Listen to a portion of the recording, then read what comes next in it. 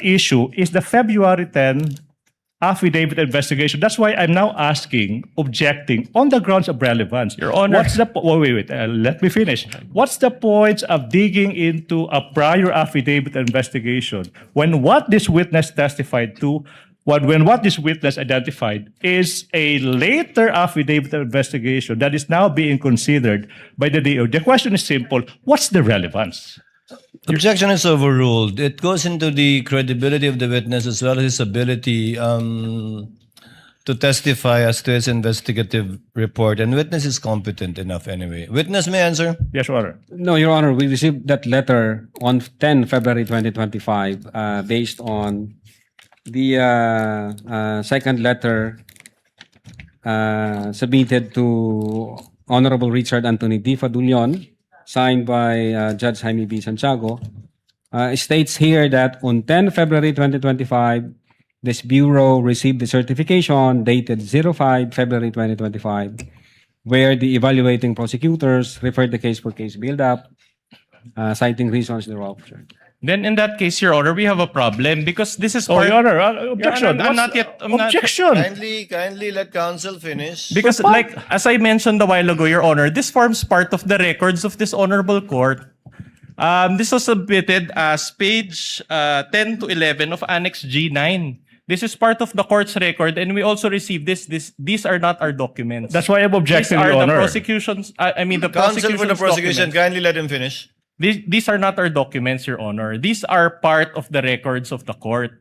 This came from them, and they attached this to the articles of impeachment. Your Honor, we have all the right to confront each and every document because that forms part of the charge against our client. Counsel, now, if Attorney Lotok is saying, Your Honor, if I may just be allowed to This is now finish, a manifestation, that Your Honor. it was received on February 10. We just want to counter-manifest, Your Honor, that there is a received stamp here, says February 5. Your Honor, this is not highly... Counsel, the presiding officer already overruled the objection of counsel for the prosecutors. And I thought you would end up with a question. Kindly proceed with your cross-examination. So in other words, you deny that it was received on February 5, 2025 as seen here in this document that is part of the records of the Senate Impeachment Court. Well, first, Your Honor, hindi ho ako yung nag-receive niyan. Then pangalawa, ang nakapirma ho rito ang dating director namin, Jaime B. Santiago, at ang sinasabi niya, on 10 February 2025, this Bureau received the certification dated 05 February 2025. All right. Anyway, I'll move on to a new point. This certification noted 7 items, and we went through this the last time with Agent Kalilong, so I won't delve on that. But basically, just to go through this very quickly, the first point says that there is no affidavit of the person, so no affidavit. The second point is, or the second note is, the press briefing conducted on October 18, so no TSN and affidavit of the person taking the TSN. Number 3 is annexes I and K with marking, so no affidavit of recorder and no TSN and affidavit. Number 4, Annex L did not indicate who made such TSN, so incomplete information. Number 5, the affidavit of Juan Patria Morales, so no USB. Number 6, only the minutes of the meeting with several so no affidavit. But I'd like... Oh, Your Honor, that's my objection now. I'm just reading Where's it, Your the Honor. question? Wait for the question. Kindly I'm wait for the going to the question, question. I'm just Thank laying you. the basis, Your Honor. Now, I'd like to highlight note number 7. Please allow me to read that portion, or at least the latter portion thereof. It says there, in the instant complaint, only the NBI executed an affidavit and there was no participation on the part of the offended parties. As it appears, NBI is not the offended party for the crime of grave threats. My question is this. So based on note number 7, according to the DOJ, the NBI is not the offended party, correct? Based on number 7, based on number 7,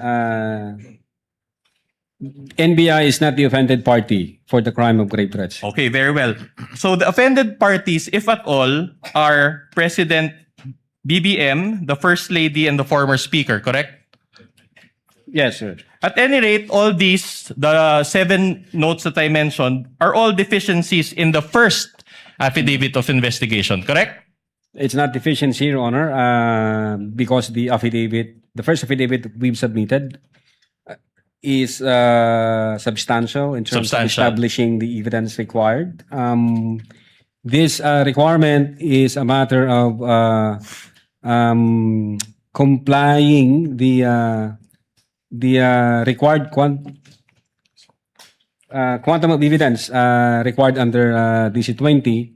And if I may, sir, the purpose of submitting our referral to the Department of Justice is for preliminary investigation, which under the NPS rules, the new rules under the NPS, the law enforcement agency can submit a complaint affidavit, or in fact, submit a complaint before the DOJ for purposes of preliminary investigation. The requirement that the offended party should have that complaint affidavit is not an indispensable requirement, and so far as the preliminary investigation is concerned.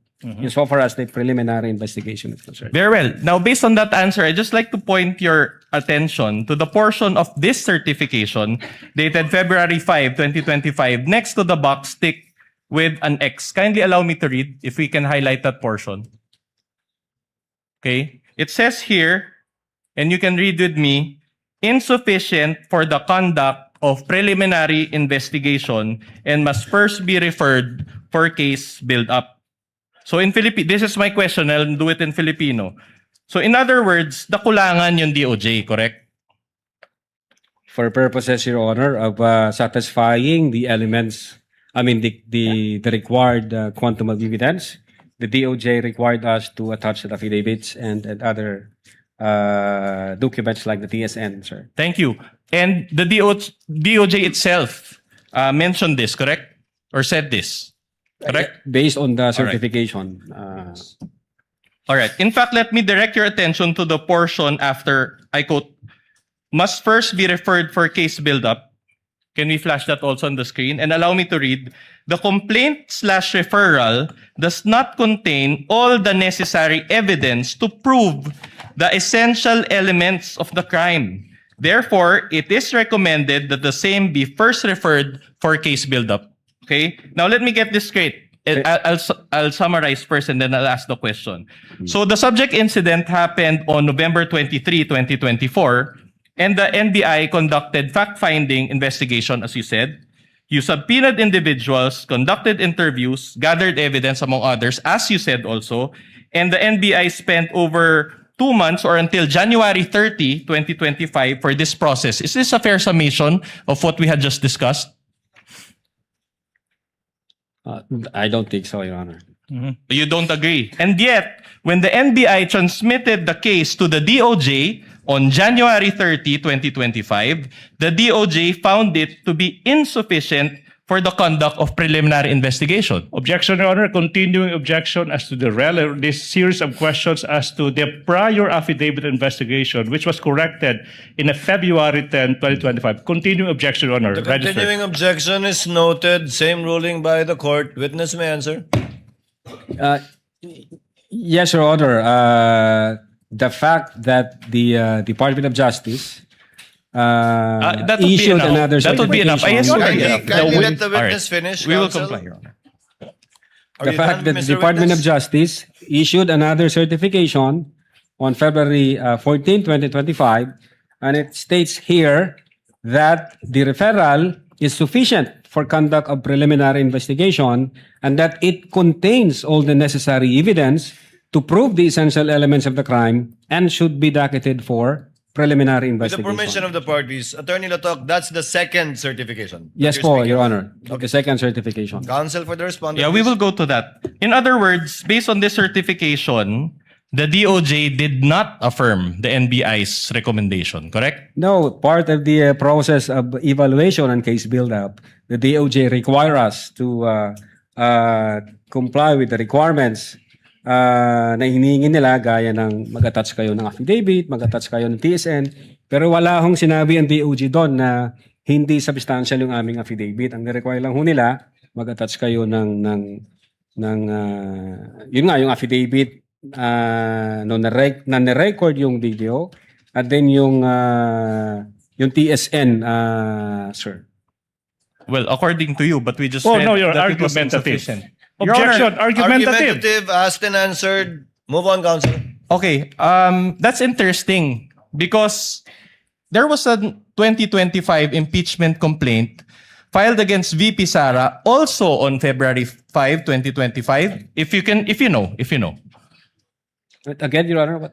The date is important because there was also a February 5, an impeachment complaint filed against VP Sara also on February 5, 2025. Correct? Hindi ako familiar. You're not sa- familiar. That's okay. If I may refresh your memory, this was the fast track 2025 impeachment complaint signed by the Objection, Your 215 Honor. representatives. If a ground arises, a council can object. The term fast-tracked, Oh, Your Honor. you are labeling a process made by House of Representatives as fast-tracked. Objection, Your Honor, please. Counsel, move on and ask your question. If you know, if this coincides with that impeachment complaint that was signed by the 215 Objection, Your Honor. representatives. There's no basis. This counsel, If you this know. witness, again, already said that he is not aware that on that day there was an impeachment complaint. There's Counsel- no basis for that question. Counsel, witness already answered. The counsel for prosecutor is correct. Witness already answered. He's not familiar with the filing of an impeachment complaint on that date. At any rate, this Move on. pertains to the November 23, 2024 video, correct? Objection, vague, Your Honor. What's the question? Referring to a video. Objection, vague. Kindly restate your question, counsel. The complaint. The complaint that was filed against the Vice President also pertains to the November 23, 2024 video. Objection, if you know. Again, vague. Complaint filed on that date. Well, if he knows, he already answered. He doesn't. Who knows? He might all of a sudden recall. Do you know? Are you familiar with that, Mr. Attorney Lotok? I said, Your Honor, hindi ako familiar nung filing nung sa impeachment. Yeah. You're not familiar. Okay, I'll move on to a new point then. Move now, on, counsel. Now, did you rectify your January 30, 2025 affidavit of investigation?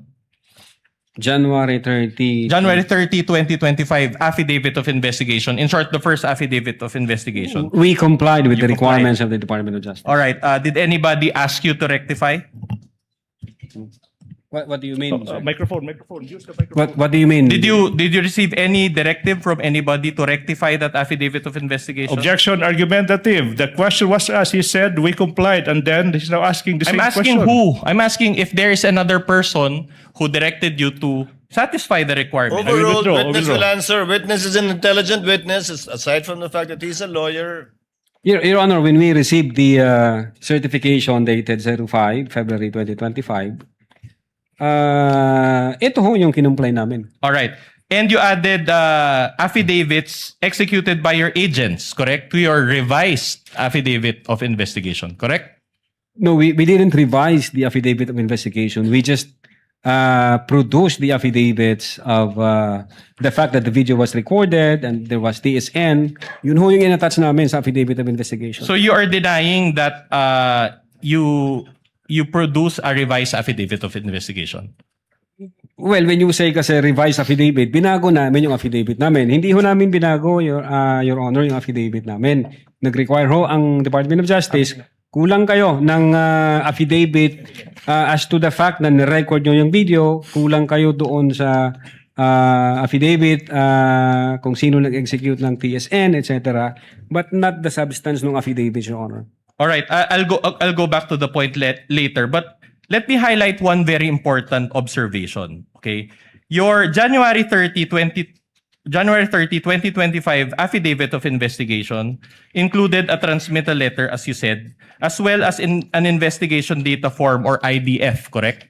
Wala akong kopya dito, sir. You don't have a copy. Okay. In fact, let's show that IDF. Page 12, this is page 12 of Annex G9 for the benefit of this honorable court as well. Okay, this is an investigation data form. You're very familiar with this document because you're an investigator, correct? Now, this was... kindly wait for the witness to answer. He Are you nodded his familiar? head. Yeah, investigation data form, sir. Okay. Opo, Your Honor. All right, so in other words, the IDF serves like a cover letter for your affidavit of investigation, correct? Yes, sir. Okay. And the transmittal letter, along with this IDF, was received by the DOJ, correct? Yeah, I believe so, sir. All right. Now, my question is this. Was the investigation data form also received by the DOJ? I don't have personal knowledge. You don't have, No. but you were the one who caused the filing of the affidavit No, I- attached to this affidavit of investigation data I form, instructed correct? the agent on case as well as the executive officer na pagkumpleto na, pwede niyo nang i-file yan sa Department of Justice for purposes of evaluation and case build-up if warranted, sir. Okay. But here, upon perusal of this investigation data form, there is a stamp received in the upper left portion of this data investigation form. And I'd like to note, Your Honor, Oh. and for the benefit of the court, can I ask my co-counsel also to distribute among the senator judges a printed copy so that they can peruse this document better, as well as the witness, so he can confront. There is a stamp Department of Justice received, but it appears that it was initially stamped February 12, 2025, but there is a marking, a manual marking that converted it to January 30. And there is also a word there, JAN. So January 30 ang lumabas, no? Okay. My question to you is this. The stamp says Department of Justice, correct? Well, No, wala akong hawak na document ko, You Your can Honor. perceive it. Kung- And kung mind you, yung- these are kung- not our documents. These are part of Annex G9 of the Articles of Impeachment. So these are not our documents. Your Honor, I would like to object now. The witness already said that he is not aware as to the actual filing because he only asked his agent on case to investigate. And then now the witness is now being propounded to question as to what appears on the stamp as to the time or date of receipt by the DOJ. So the witness said he is not competent to answer that. Your Honor, please. Oh, wait, I'm not done. That's the first one. Your Honor, please. No need for the court to rule, but I am registering my continuing objection to this series of questions as to the prior affidavit of investigation, when in fact, this witness already said that he complied with all the requirements by the DOJ and came up with a February 10, 2025 affidavit investigation. So I move that it be noted, Your Honor, please. The The continuing continuing objection. objection of counsel for the prosecutor is noted, but counsel, as pointed out by counsel for the respondent, this is part and parcel of the complaint Yes. that the panel of prosecutors filed before this court. If the witness knows, he may answer. So the question is, the SAM says Department of Justice, correct? It's a very basic question. Again, I don't know, Your Honor. No, based on this document, Argumentative, Your Honor. the only question is, it says Department of Justice, correct? As I've said, Your Honor, hindi ho ako ang nag-file. May inutusan ho ako. Do you see it in the screen, Oh, and do you Your see it Honor, in the the hard witness- copy? Counsel asked and answered, move on. That's Okay. the response of the witness. So, will you agree that considering that this was supposed to be received by the DOJ, it is only the DOJ that has the authority to change the date? Again, you asked the DOJ, sir. Wala ho akong Exactly. idea dyan. All right. Counsel for the prosecution, kindly avoid. All right, but side this remarks.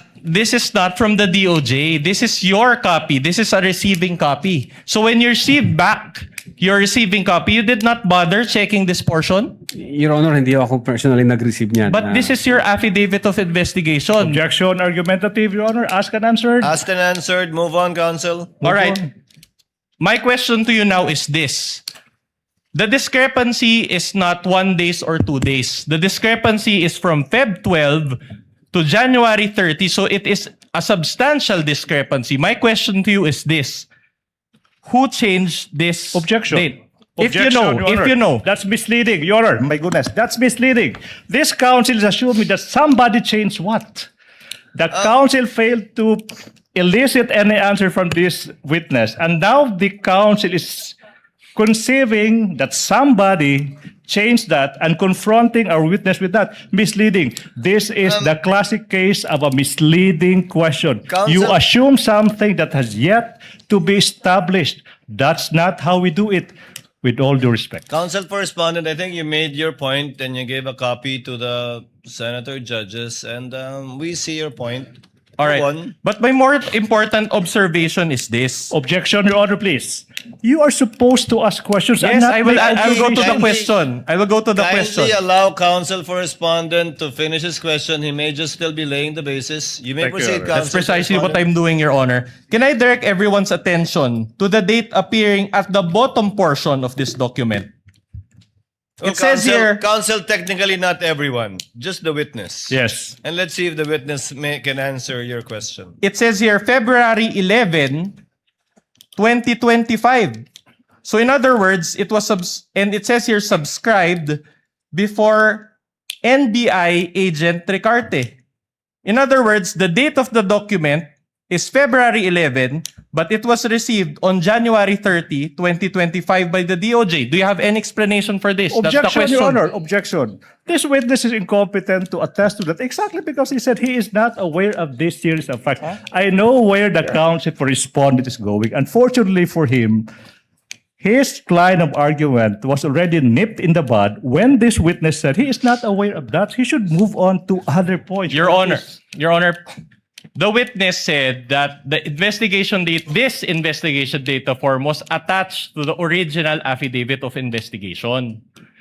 And we want an explanation why there is a discrepancy on the date. The witness is a lawyer. Exactly. He has that's an the point. experience, Your Honor, in filing cases. We just want to know, Your Honor. We want to get to the bottom of this I have to matter. object to that. I have If- to if object to the that. Considering witness- also, Your Honor, that this is about transparency. Will the parties please settle down? If the witness knows, Yes. Attorney Latok, do you know?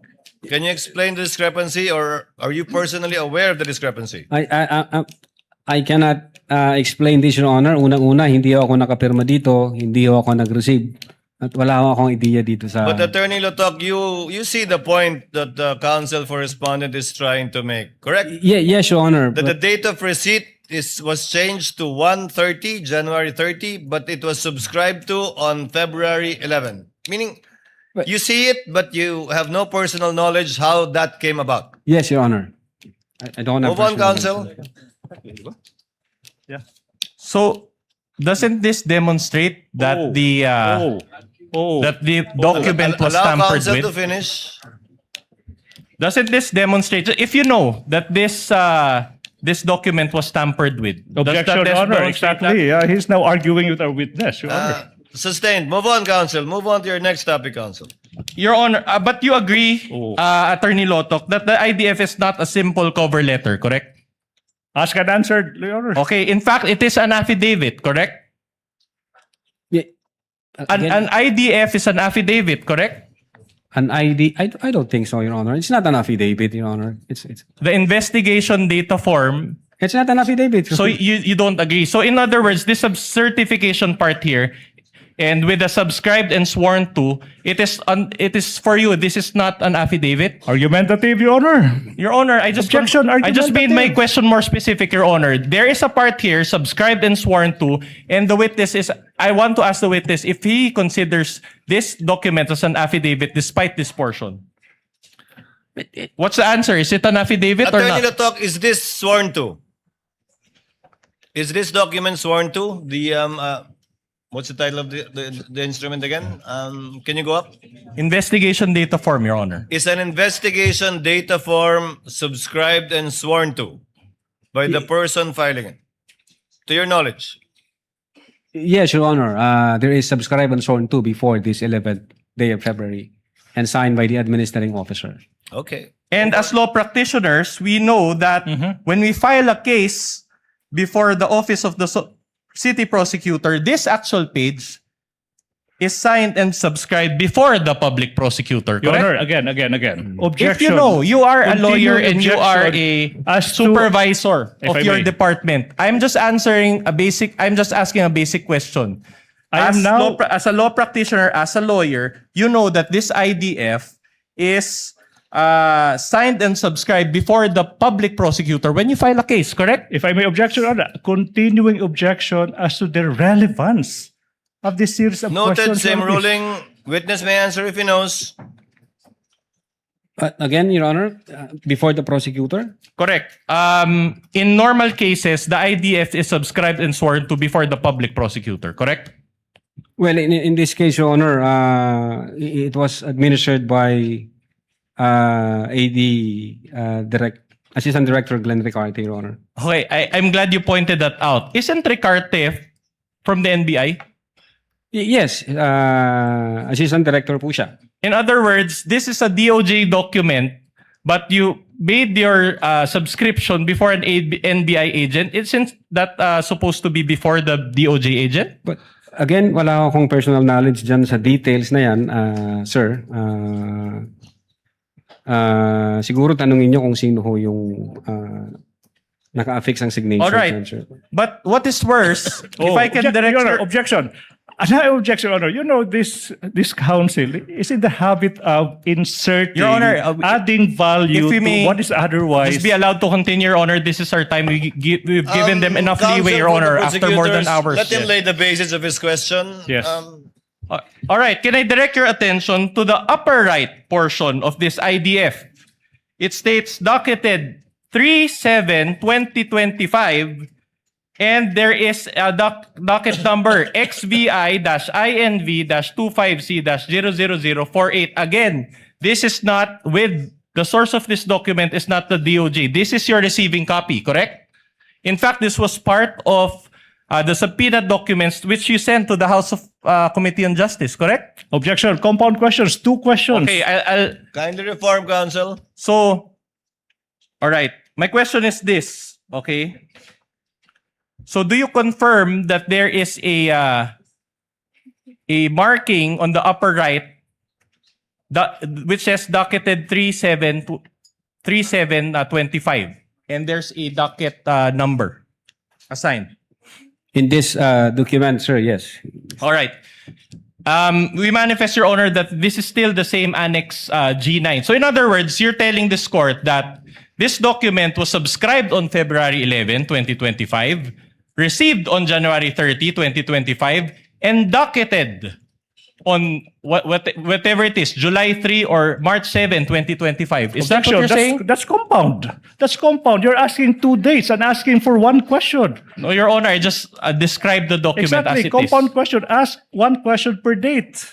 That is exactly the genius why we don't allow compound questions. You're asking 2 questions and asking this witness to answer once. That's dangerous. That's Counsel, compound question. Counsel, presiding officer will clarify the matter. Questions were earlier asked already with respect to the February subscription and the January 30 receipt.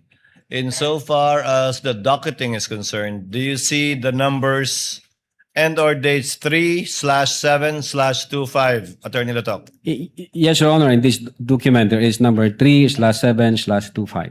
And for clarity, NPS docket means National Prosecution Service. Yes, Your Honor. Is that correct? Opo. Yes, So Your it's a Honor. docket of the National Prosecution Service. Yes, Your Honor. Proceed, counsel. All right.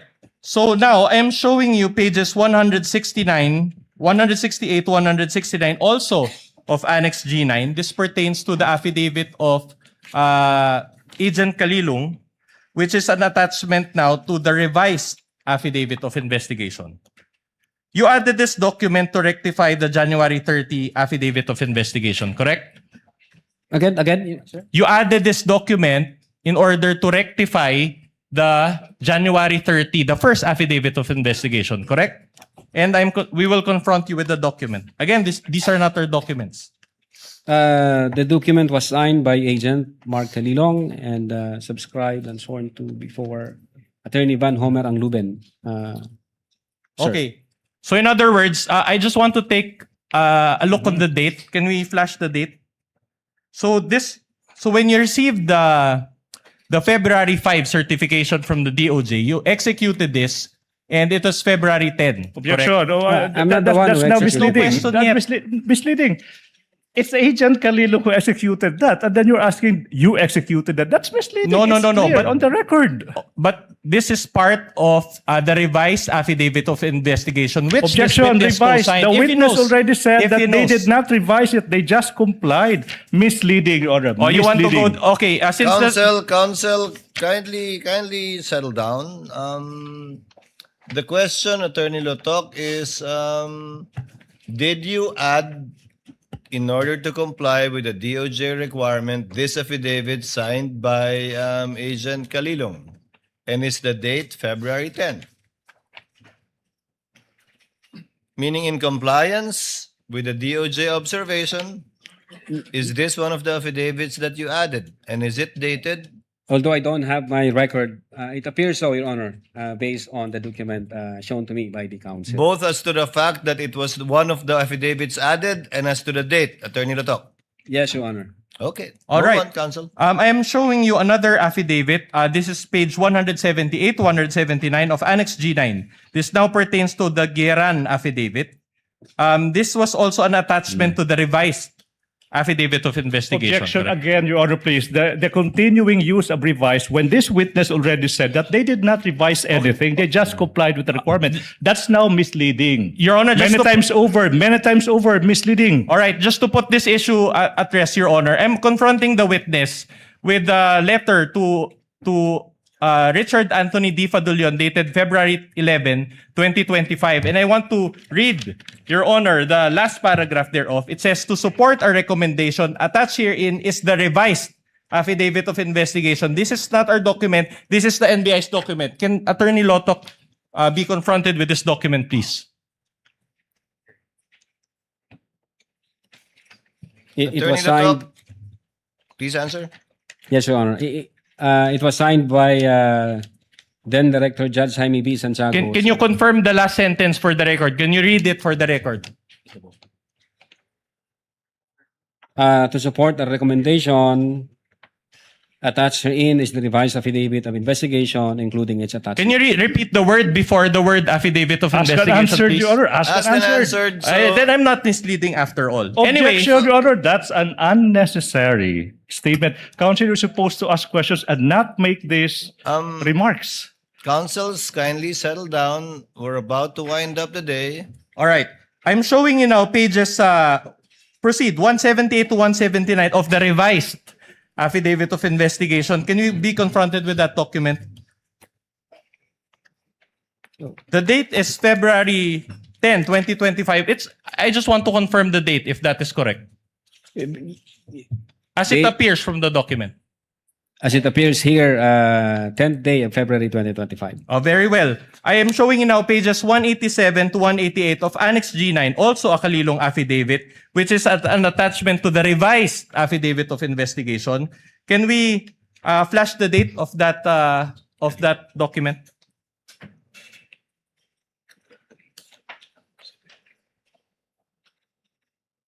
What's the question? Also February 10. So in other words, you attach this to your revised affidavit of investigation. It appears here, 10th day of February 2025, sir. And you attached it to your affidavit of investigation, correct?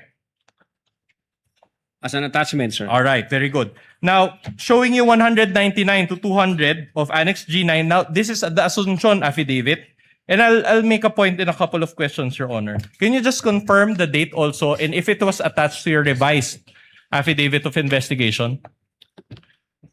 10th day, it appears here, 10th day of February 2025. All right. So it was attached also to your revised affidavit of investigation. Assumption. Yes. All right. Now this is the question. I'm showing you now page 112 of Annex G9, another Kalilong affidavit. Did you also add this to rectify your January 30 affidavit of investigation or the first affidavit of investigation?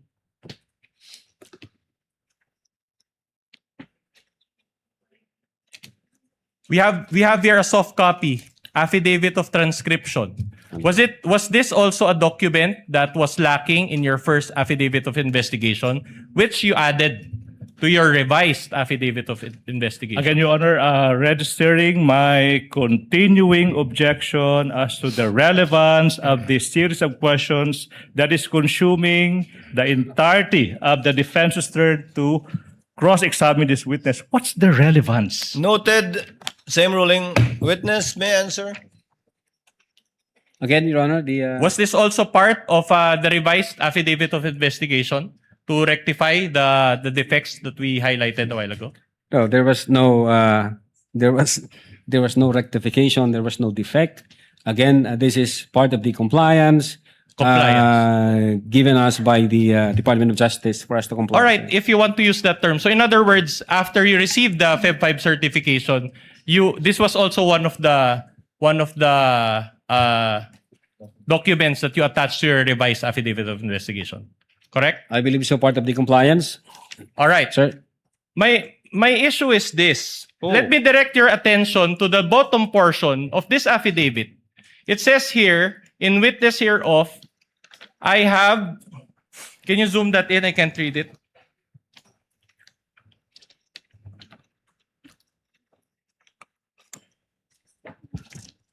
The date is February 3, 2025. Can you zoom that in? So in other words, you are trying to convince this court that when you... What's the question? What's the question? This is the question. Are you trying to convince this court that you executed this affidavit prior... Objection, misleading. He did not execute not. the No, affidavit. sorry. You attached this affidavit prior to the Feb 5, 2025 certification? prior to what, Your Honor? February 10? Okay. You received a certification on February 5, 2025, Yep. correct? And you said that you added affidavits after receipt thereof. Now, you mentioned a while ago that this was one of the affidavits that you added, and yet the date came prior to the DOJ certification dated February 5, 2025. Do you confirm this? I think ang makakasagot po niyan si Agent Calilong, Your Honor, kasi may mga attachment na kami during the first affidavit na na-include na doon sa mga nire-require ng prosecutor na nandun na. And then nung nag-issue ang prosecutor gaya po ng number 2, the press briefing, sige muna.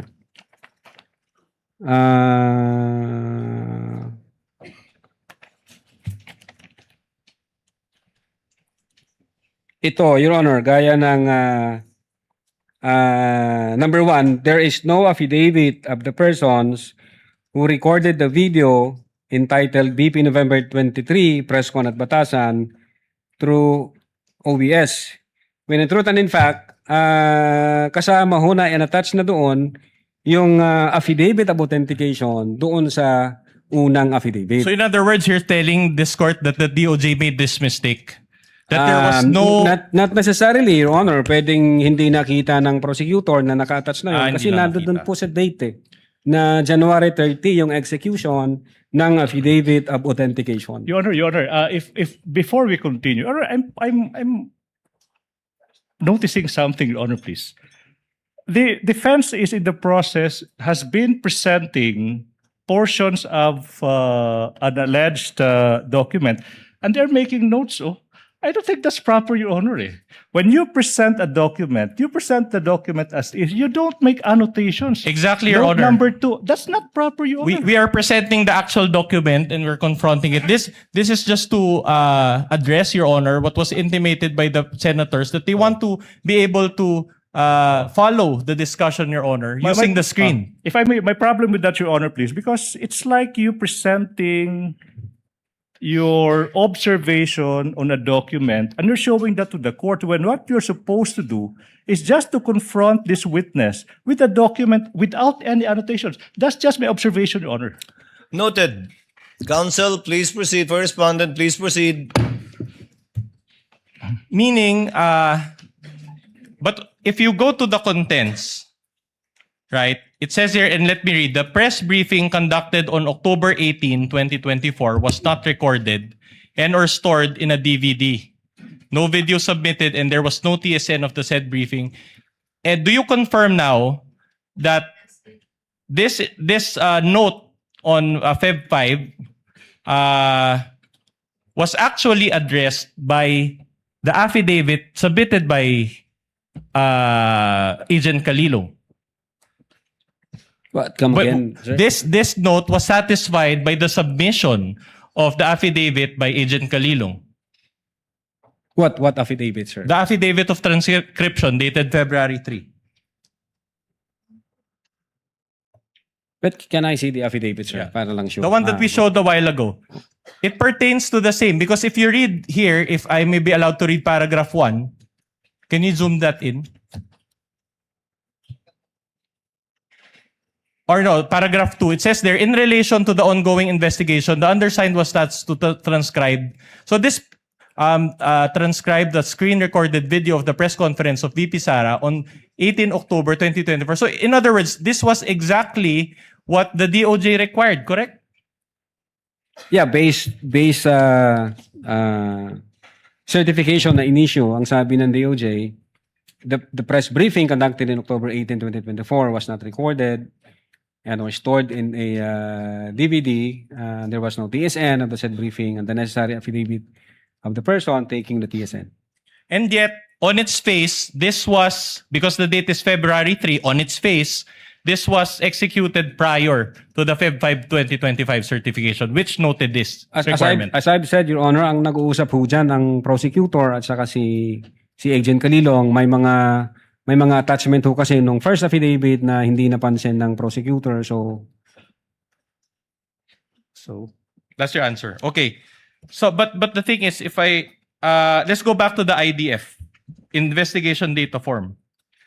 Now, the docket number that is indicated here is XVI INV 25C-0008. But in the Feb 5 2025 certification, can we flash that? The docket number is different, appears to be different. It's XVI eval INV 25A-0049. Moreover, in the subsequent DOJ certification dated Feb 14, 2025, the docket number is also XVI.eval-INV-25A-0049. Do you confirm the difference in the docket numbers? Your Honor, no personal knowledge and DOJ ho ang naglagay ng docket number niyan. But do you confirm that it was different? These are all received copies. Ask and answer, Your Honor, please. Ask and answer, argumentative. No, the answer is not responsive. Counsel, move on.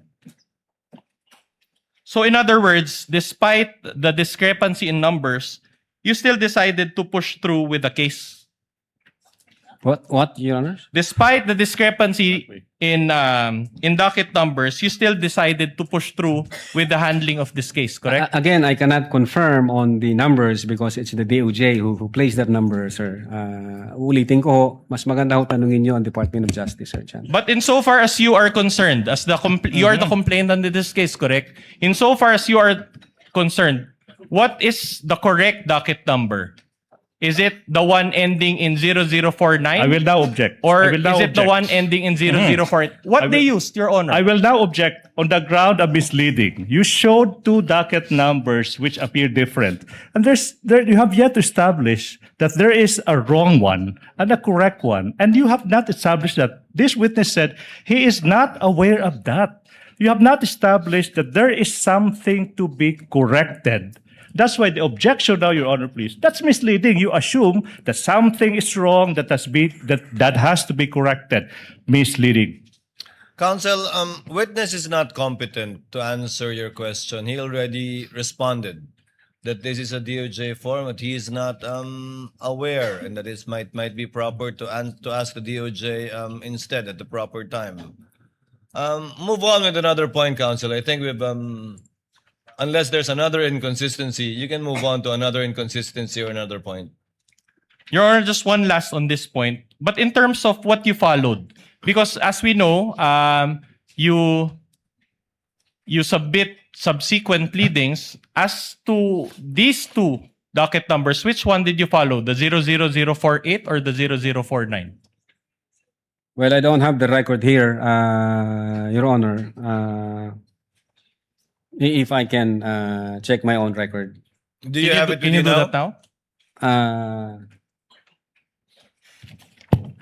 Counsel, can you give him a copy of his record? Yung full record. Tingnan ko. Yeah.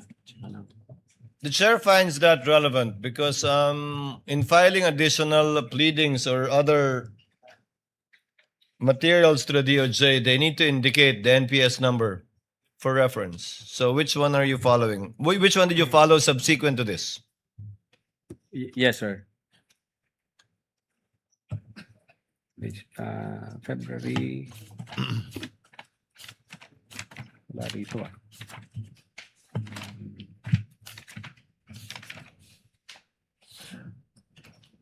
Ito ba?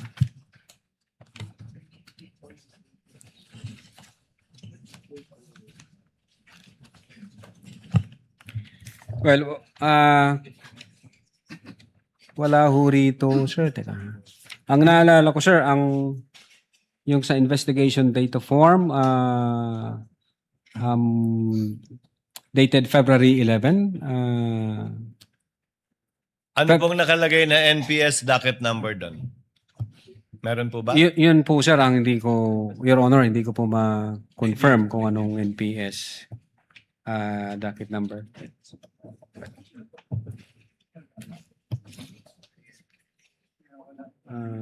Ito ba yun?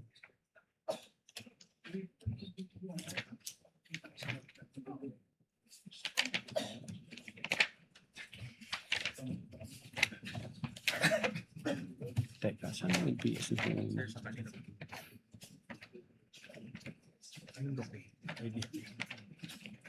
Your Honor, may we just manifest for the record that the witness is perusing the IDF investigation data form that is attached to the articles of impeachment, Annex G9. So noted. Well, this is the document from the defense, Your Honor. I cannot confirm, Your Honor. As of the Move on, moment, I counsel. cannot confirm. But this is as received, correct? So in other words, you just received the document and you didn't bother to Argumentative. To check. Objection. Counsel, let him finish, but indeed it is argumentative. Move on to the next question, Counsel. With the permission of Senator Judge Tulfo, are you winding up or not yet, Counsel? Not yet? far from it, Your Honor. Then Senator Judge Tulfo is recognized. What is the pleasure of Senator Judge Tulfo? Just manifestation, You may Mr. proceed, sir. Presiding Judge. And question as well. Mr. Witness, You have 2 minutes. okay. Mr. Witness, a lot of questions were asked to you regarding the filing with the Office of the DOJ, in particular, regarding the docketing, dating, subscription for an investigation data form. Now, can you tell this court what exactly is your role and what did you do in relation to the filing of this investigation data form? Ano yung pinaka-role mo talaga dito? I Yung papel mo talaga rito? Yes, Your Honor. I instructed the executive officers as well as the agent on case to file our referral to the Department of Justice. So sila na ho ang nag-ayos niyan, sir, insofar as the investigation data form, insofar as other requirements. Ang instruction ko is comply with the requirement given by the Department of Justice, and then you submit it, and then kung ano yung kanilang guidance, you comply with it.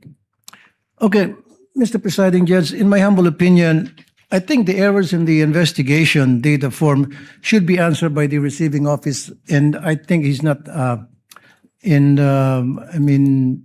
siya talaga yung dapat sumagot sa mga katanungan na ibinabato sa kanya ngayon. Mukhang hindi siya really that qualified at sumasablay-sablay itong taon to. Thank you. Noted. Senator Judge Erwin Tulfo, thereafter Senator Judge Alan Cayetano.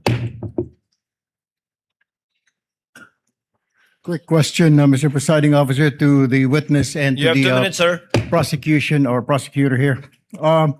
Mr. Witness, kailan mo ba talaga final itong kaso laban kay VP?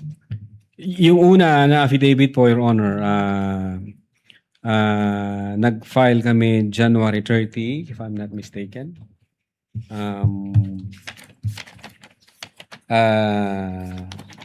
Taon po, anong taon? 2025, sir.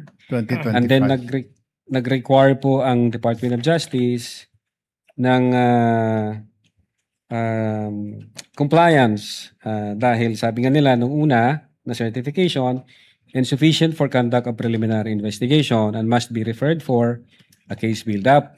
Now, ang ginawa po namin, kinumply po namin yung kanilang mga requirements. And then, come 11 February 2025, niresubmit po namin yung aming affidavit of investigation, Your Honor. Nasaan na po itong kaso? Naisampa na po ba ng DOJ o hindi pa? I think ongoing po ang preliminary investigation. 1 year, preliminary. 1 year, over 1 year. January to January is 1, February, March, April, May, June, July.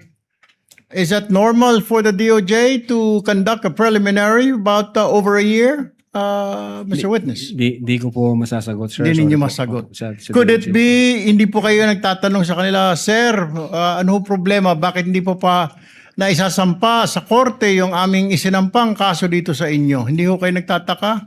Ang alam ko, sir, Your Honor No, po, hindi kayo nagtanong po sa kanila kung bakit? May kulang pa po ba DOJ? Ano po ang kakulangan? Pag ang referral po, Your Honor, is nasa DOJ na, hands off na ho kami doon. Sila ho ang magde-decide noon kung paano nila ipoprocess yung dokumento. Kaya nga, hindi po kayo nagtataka. Hindi kaya, sir, dito sa mga nakita po natin mga ebidensya rito, mukhang sablay-sablay, parang minadali ho ninyo. Ay kaya, nagkakaproblema ho tayo sa mga korte natin na i-dismiss sa mga kaso dahil kulang ang mga dokumento at parang minadali. But nevertheless, you don't have to answer me that. Let me direct my question now to the prosecutors. Mr. Prosecutor, Yes. ito po mga ebidensya na nakita ho natin, hindi pa ninyo ni-review na may mga nakita, hindi nyo nakita itong inconsistencies. Doon nga po sa sinasabi ng defense na pinirmahan, sinubscribe, pero mas maaga yung pagtanggap. Your Honor, as to whether we perused that, Your Honor, please. Unfortunately, we were not party to the preparation of this. No, but this was documents. submitted Yes, Your Honor. as evidence, right? Yes, Your Honor, Correct. please. Yes, Your Honor, please. That's why this Pero- witness is more than competent to answer that. But the main point of the prosecution, Your Honor, please, they already filed and complied with these requirements and addressed these defects, if you may, by filing a February 10, 2025 affidavit investigation. That's why, if you have observed our good Senator Judge, we have been objecting as to the relevance of this. Exactly because what is in contention now is the latest affidavit of investigation that is now pending before the DOJ, Your Honor, please. All right. And just a quick manifestation to the NBI. Mr. Witness, next time po pag nagsampa ho kayo ng kaso, make sure, kaya nga I was asking you kanina, I already have this feeling something is wrong dahil sobrang tagal na sa DOJ ng kaso ninyo. There's something wrong with the case. Siguro po, next time, make sure na yung kaso isasampa ninyo is airtight. Tama po. Kasi madidismiss yan. Yung mga kaso na medyo hindi po tight talaga ang kaso. Ano po? Yes, Your Honor. Sayang naman yung inyong pinaghirapan. Doon, ang dami natin nakita. Totoo po lang na nagmura ang Vice Presidente, nagbanta ang Vice Presidente. Sa ngayon naman po ako, nakita ko naman po yun. Pero pagdating po yan, usually pag sa technicalities tayo nagkakaproblema. Don't forget that. Yes, Your Honor. Quick manifestation. Thank you. Thank you, Mr. Presiding Officer. Noted, Senator Judge Erwin Tulfo. Senator Judge Alan Cayetano, you have 2 minutes, sir. Less than 2 minutes, quick clarification lang. So January 30, yung unang affidavit of investigation. Tama Yes, ba? sir. January 30, tapos February 5, yun yung sagot ng DOJ na may 7 notes. Yes, Your Honor. At February 5, yun din ang filing nung impeachment complaint against Vice President Sara Duterte. And then, which you said wala kang knowledge doon. I'm just looking at the dates. Then February 10, yung revised na dun sa mga, ang ginamit ng DOJ word insufficiency, yung 1 to 7, na punuan, no? Or whatever the term is. So, ang sagot ng witness, sir, sagot mo yung February 3, baka attachment lang kasi nung una yon. Yes, sir, I think so. Pero hindi siya pwedeng attachment nung una kasi January 30 sinubmit yun eh.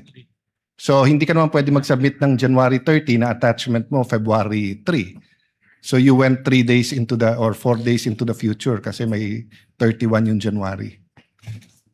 Well, sir, siguro ang makakasagot po niyan si Agent Calilong, sir, since Okay, siya ang yeah. signatory doon. I don't think you can answer it. Point ko lang, hindi logical na it was an attachment sa January 30 because wala pang February 3 nun eh. So hindi pwedeng post-dated affidavit. Second question lang, sa parehong investigative affidavit of investigation na sinubmit, walang input doon ang PSG, ISAF, PSC, ISAF, CIDG. So kayo lang yon. A statement, Your Honor, yung in-attach po namin. Yes. So what I meant is that questions kanina nung many here, including the Senate President Win Gatchalian, na did you consult the investigation ng PSC, etc. So nung final nyo to, walang input directly or indirectly ang Presidential Security Command, ang ISAF, ang PNP, CIDG, and anyone else, the National Security Council. So purely NBI to. No personal knowledge kung merong correspondence ng ibang agency with the director. Sorry, hindi kayo pwedeng walang personal knowledge kasi ikaw nag-file eh. Ikaw nakapirma dun sa affidavit. So you would know whether dun sa affidavit na yon they had input or not. No Yes, one Your else Honor. could know because you're the one who signed it. Yes, Your Honor. Insofar the Cybercrime Division is concerned, kami po yun yung gumawa Yes. noon. So the answer is they had no input. Hindi ko alam kung... well, insofar as the affidavit is concerned, amin po yun, Your Honor. Now, kung correspondence between other agencies and the NBI, hindi ko na po alam kung may usapan Okay. yung Thank you. director Thank you, at saka ibang Mr. agency. Presiding Officer. Thank you. Thank you, Senator Judge Cayetano, Senator Judge Ontiveros. Thereafter, Senator Judge Ejercito. Am I correct, JV? Senator Judge Ontiveros is recognized. You may proceed. You have 2 minutes, ma'am. Salamat po, Mr. Presiding Officer. Less than 2 minutes din po. Attorney Lotok, sa gitna nung DOJ certification dated February 5, 2025 at yung pag-submit nyo ng kumpletong affidavit of investigation na tinanggap na ng DOJ, may nagbago po ba sa di umanong sinabi ng Vice Presidente? Wala po, Your Honor. Wala. At sa gitna ng DOJ certification dated February 5, 2025 at yung pag-submit nyo ng kumpletong affidavit of investigation na tinanggap na ng DOJ, may nagbago po ba sa rekomendasyon ng NBI? Wala po, Your Honor. Salamat po, Attorney Lotok. Salamat po, Mr. Thank you, Presiding Senator Officer. Judge Ontiveros. Senator Judge Ejercito, you may proceed, sir. When you're ready, you have 2 minutes. Thank you, Mr. Presiding Officer. Attorney Lotok, may Opo, Your Honor. dagdag clarification lang. The DOJ pointed out in its certification, yung pong pinakita kanina, noong February 5, 2025, that the NBI is not the proper offended party to file a complaint for grave threats and referred its initial referral for case build-up. As a result of the referral for case build-up by the DOJ, did the NBI later submit affidavits or statements from the offended parties, namely si Presidente Marcos, First Lady, at si former Speaker Martin Romualdez? Hindi na po, Your Honor. Nung sinabit ho namin yung aming referral, yun po yung last phase ng investigation. And I think yung prosecutor na ho mag-i-issue ng summon sa mga parties involved. Ang purpose lang ho namin to comply with the requirements of preliminary investigation po.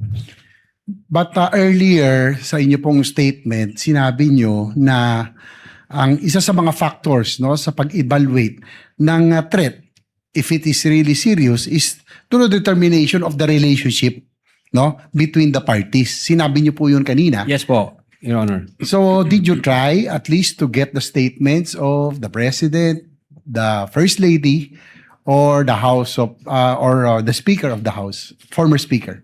Ang pinagbasihan po namin, Your Honor, yung official statement nila dun sa website ng Presidential Communications Office, and then yung public statement ng former speaker during the plenary session on November 25, 2024, sir. So, that was the basis yung pong nasa PCO website. So, you did not bother to get the statements from the offended parties? I think nung nakita ko namin yung video na nag-issue ng statement yung presidente, na-establish namin yung requirement kung ano yung treatment ng presidente nung marinig niya yung utterances ng vice presidente. So, nung nakita namin yon na may reaksyon, ang sabi nga niya is nakakabahala. Based sa aming primary jurisdiction, nag-start to kami ng investigation, sir. Kanina rin, tinanong ko yung tungkol doon sa revised affidavit of investigation, no? Which you submitted after the DOJ referred to the case for case build-up in its certification doon nga sa February 5, 2025. You mentioned that is just a compliance on the part of the NBI. Your Honor, ito ho yung part ng evaluation at saka case build-up process. Pag nakita ho ng prosecutor na may kulang pang mga attachment para ho mabuo, maging pulido yung kaso, nagbibigay ho sila ng mga requirement. O NBI, kulang ka nito, i-comply mo to para maidakit natin sa preliminary investigation. So normal lang po yun, no? Sa investigation agency na magsabit ng additional evidence or revise the affidavits after the case is referred back by the DOJ for case build-up. As part po ng evaluation at case build-up process, nagtutulungan ho dyan, Your Honor, yung prosecutor and then yung investigator base doon sa requirement ng DC-15, Your Honor. You mentioned that, last point, Mr. Presiding Officer, you mentioned that the case before the DOJ is still ongoing. Yes po. So as of today, Attorney Lotok, there is still no determination by the DOJ if the case referred by the NBI should be filed in court because there is prima facie evidence of reasonable certainty of conviction. Well, Your Honor, wala pa po kaming nare-receive na any updates from the Department of Justice. Ang alam po namin is nasa PI pa ho siya, preliminary investigation process, Your Honor. Thank you, Attorney Lotok. Thank you, Mr. Presiding Officer. Thank you po, Your Honor. Noted and entered into the records. Attorney Binluan, you may continue with your cross. Your Honor, I believe that there's a hanging question. Insofar as the NBI is concerned, what docket number did they follow? 00048 or 0049? What's the response of the witness if he knows? Your Honor, I don't have the complete affidavit. So I cannot confirm, sir. So you do not know what NPS docket number the NBI is using whenever it files subsequent pleadings to the NBI to the DOJ regarding this case? Definitely there is that IDF, there is that NPS. Hindi ko lang po, Your Honor, ma-ensure kung anong NPS number po yon. Ang ginagamit ninyo? Ang ginamit. Pero nandoon po yon, Your Honor. Naka-attach po yon sa affidavit of investigation. Proceed, counsel. So you cannot confirm which between the two. As at the moment, hindi ko po hawak yung... Yeah, but what if we show you, as I said, what if we show you the certification dated February, two certification, can you be guided? Ask an answer, Your Honor. Counsel, he already what's- looked at the what's the documents earlier before the senator judges intervened, and he couldn't. Mr. Witness, Mr. Attorney Lotok, what document did you peruse earlier? The annex to the impeachment complaint, right? Annex to the... That was the document shown to you by counsel for the respondent earlier. yes, Your Honor. Upon your perusal of that document, can you say what the NPS docket number is that NBI uses? Your Honor, isa lang ho ang nandito na IDF.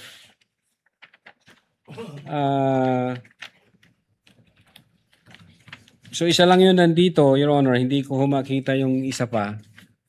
Ang nandito na naka-attach na IDF is yung 11 February 2025. So kung ito ho ang tinutukoy, ang nakasulat ho rito na NPS docket number 16-INV-25C-00048, Your Honor. Your Honor, the certifications, the two certification also has docket numbers. Can we just ask him to peruse this so that he can make up his mind which of the two docket numbers they followed? Then confront him with the document, counsel. Your Honor, we are is your showing- what is your co-counsel showing him? We are showing the document February 5 and February 14, which as I mentioned, contains 0049 as the ending docket number. Maybe just know, Your Honor, if that was the docket number that was followed by the NBI following the filing. Counsel, I have- counsel, before you answer, Attorney Loto, counsel, the first form, can you bring it up again? That's not an investigation form, right? That's a DOJ form. Yes, Your Honor.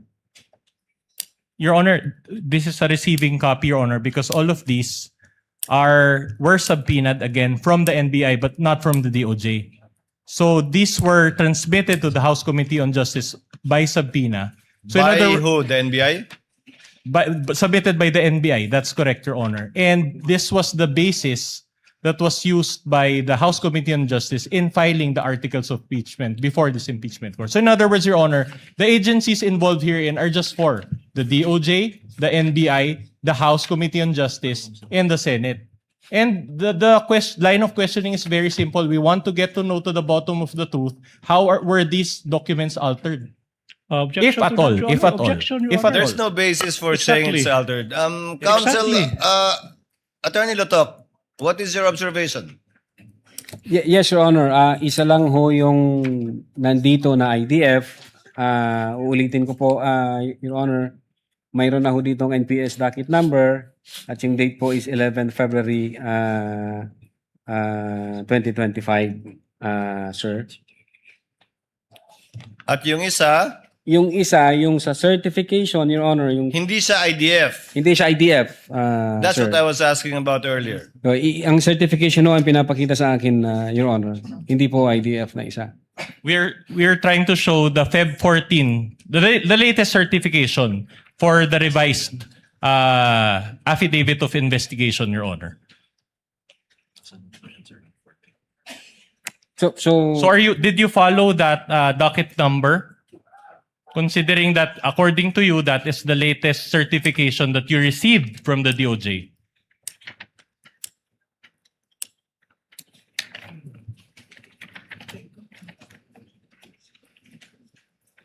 Your Honor, yung nandito na pinapakita sa akin is yung certification from the DOJ 05 February 2025 and investigation data form dated February 11, 2025.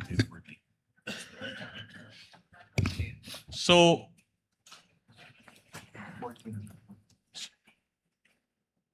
which is which, Attorney Lotok? Is it 00049 or 48?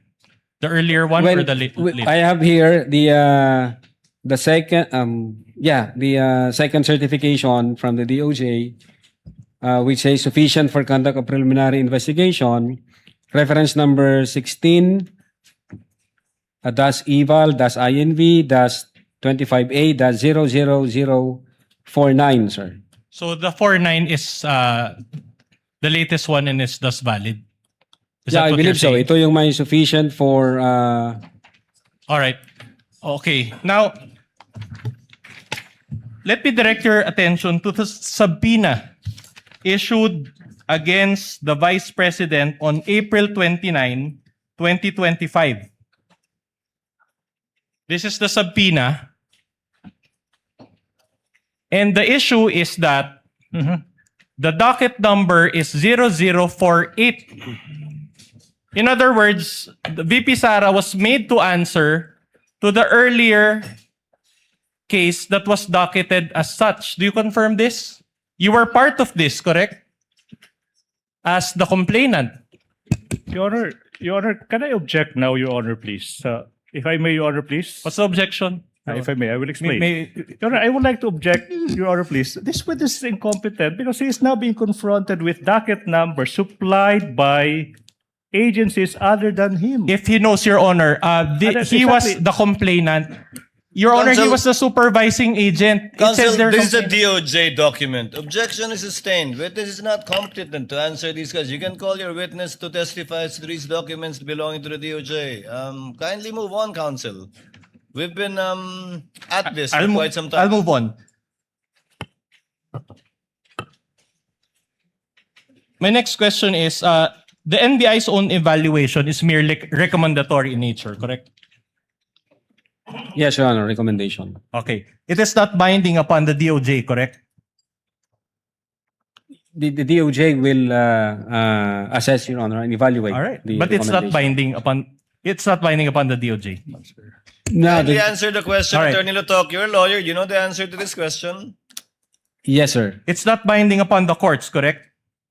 If the DOJ Your report- recommendation, it's not binding upon the courts, correct?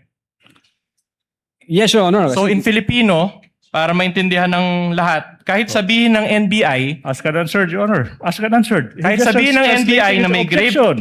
He's just translating the question into, is not yet- but the same question. all right, kahit sabihin ng NBI na may grave threats or inciting to sedition, it is not binding upon the DOJ, correct? Ask and answered. The question earlier was with respect to the courts. Correct, Your Honor. Insofar as the DOJ is concerned, Mr. Witness. Insofar as the DOJ is concerned, the DOJ will evaluate and pag kulang pa ho yung mga The requirement, question is are your findings binding on the DOJ? not necessary, Your Honor. So no. No. All right. So in other words, rekomendasyon lang ang kayang ibigay ng NBI, correct? Ask and answered. Asked and answered, all right. counsel. In fact, you attended hearings before the House Committee on Justice in April of this year, correct? I think so. Nag-appear ako. You Hindi ko lang appeared, sigurado okay. kung anong date yun. Okay. Your Honor, I would like to object to this, Your Honor, please. Your Honor, this Asked and witness is- answered, Your Honor. No, wait. Can I move on He's to being a new point? confronted Counsel, with... kindly wait for the counsel. Your Honor, this for is the highly prosecutor. improper. This could fly if this is a committee of justice hearing, but this, with all due respect, is still a court of law. You cannot present clippings like that and confront the witness with that. That's not proper. You should be presenting documents. You cannot do props. Your Honor, please, this is highly irregular. Ask questions. Elicit facts from this witness. Don't use props. Can I get a ruling on that, Your Honor? Because this Counsel is is for the not purpose yet, of... is not yet Correct. asking any question. He's just laying the basis by asking if he attended previous hearings in the House to test the credibility and perhaps to elicit either contradictory statements or confirmatory statements. Counsel, please proceed. And one of the committee members there, I think it was Representative Sendanya, even asked for the elements of inciting to sedition. Do you recall that? I think so, sir. He also asked for the elements of grave threats, correct? Yeah, if I remember it right, wala akong, hindi ho ako ang tinanong yata. All right. sir. It was another person, but also from Yeah. the NBI, correct? I think so, sir. All right. And the NBI explained the elements of these felonies during that hearing, correct? Hindi ho ako ang nag-explain noon. But sir. another person from the NBI did, and you were present, correct? I think so, sir. In fact, Representative Luistro even asked that the salient portions of your affidavit of investigation be flashed on the screen during that hearing, correct? If you can recall.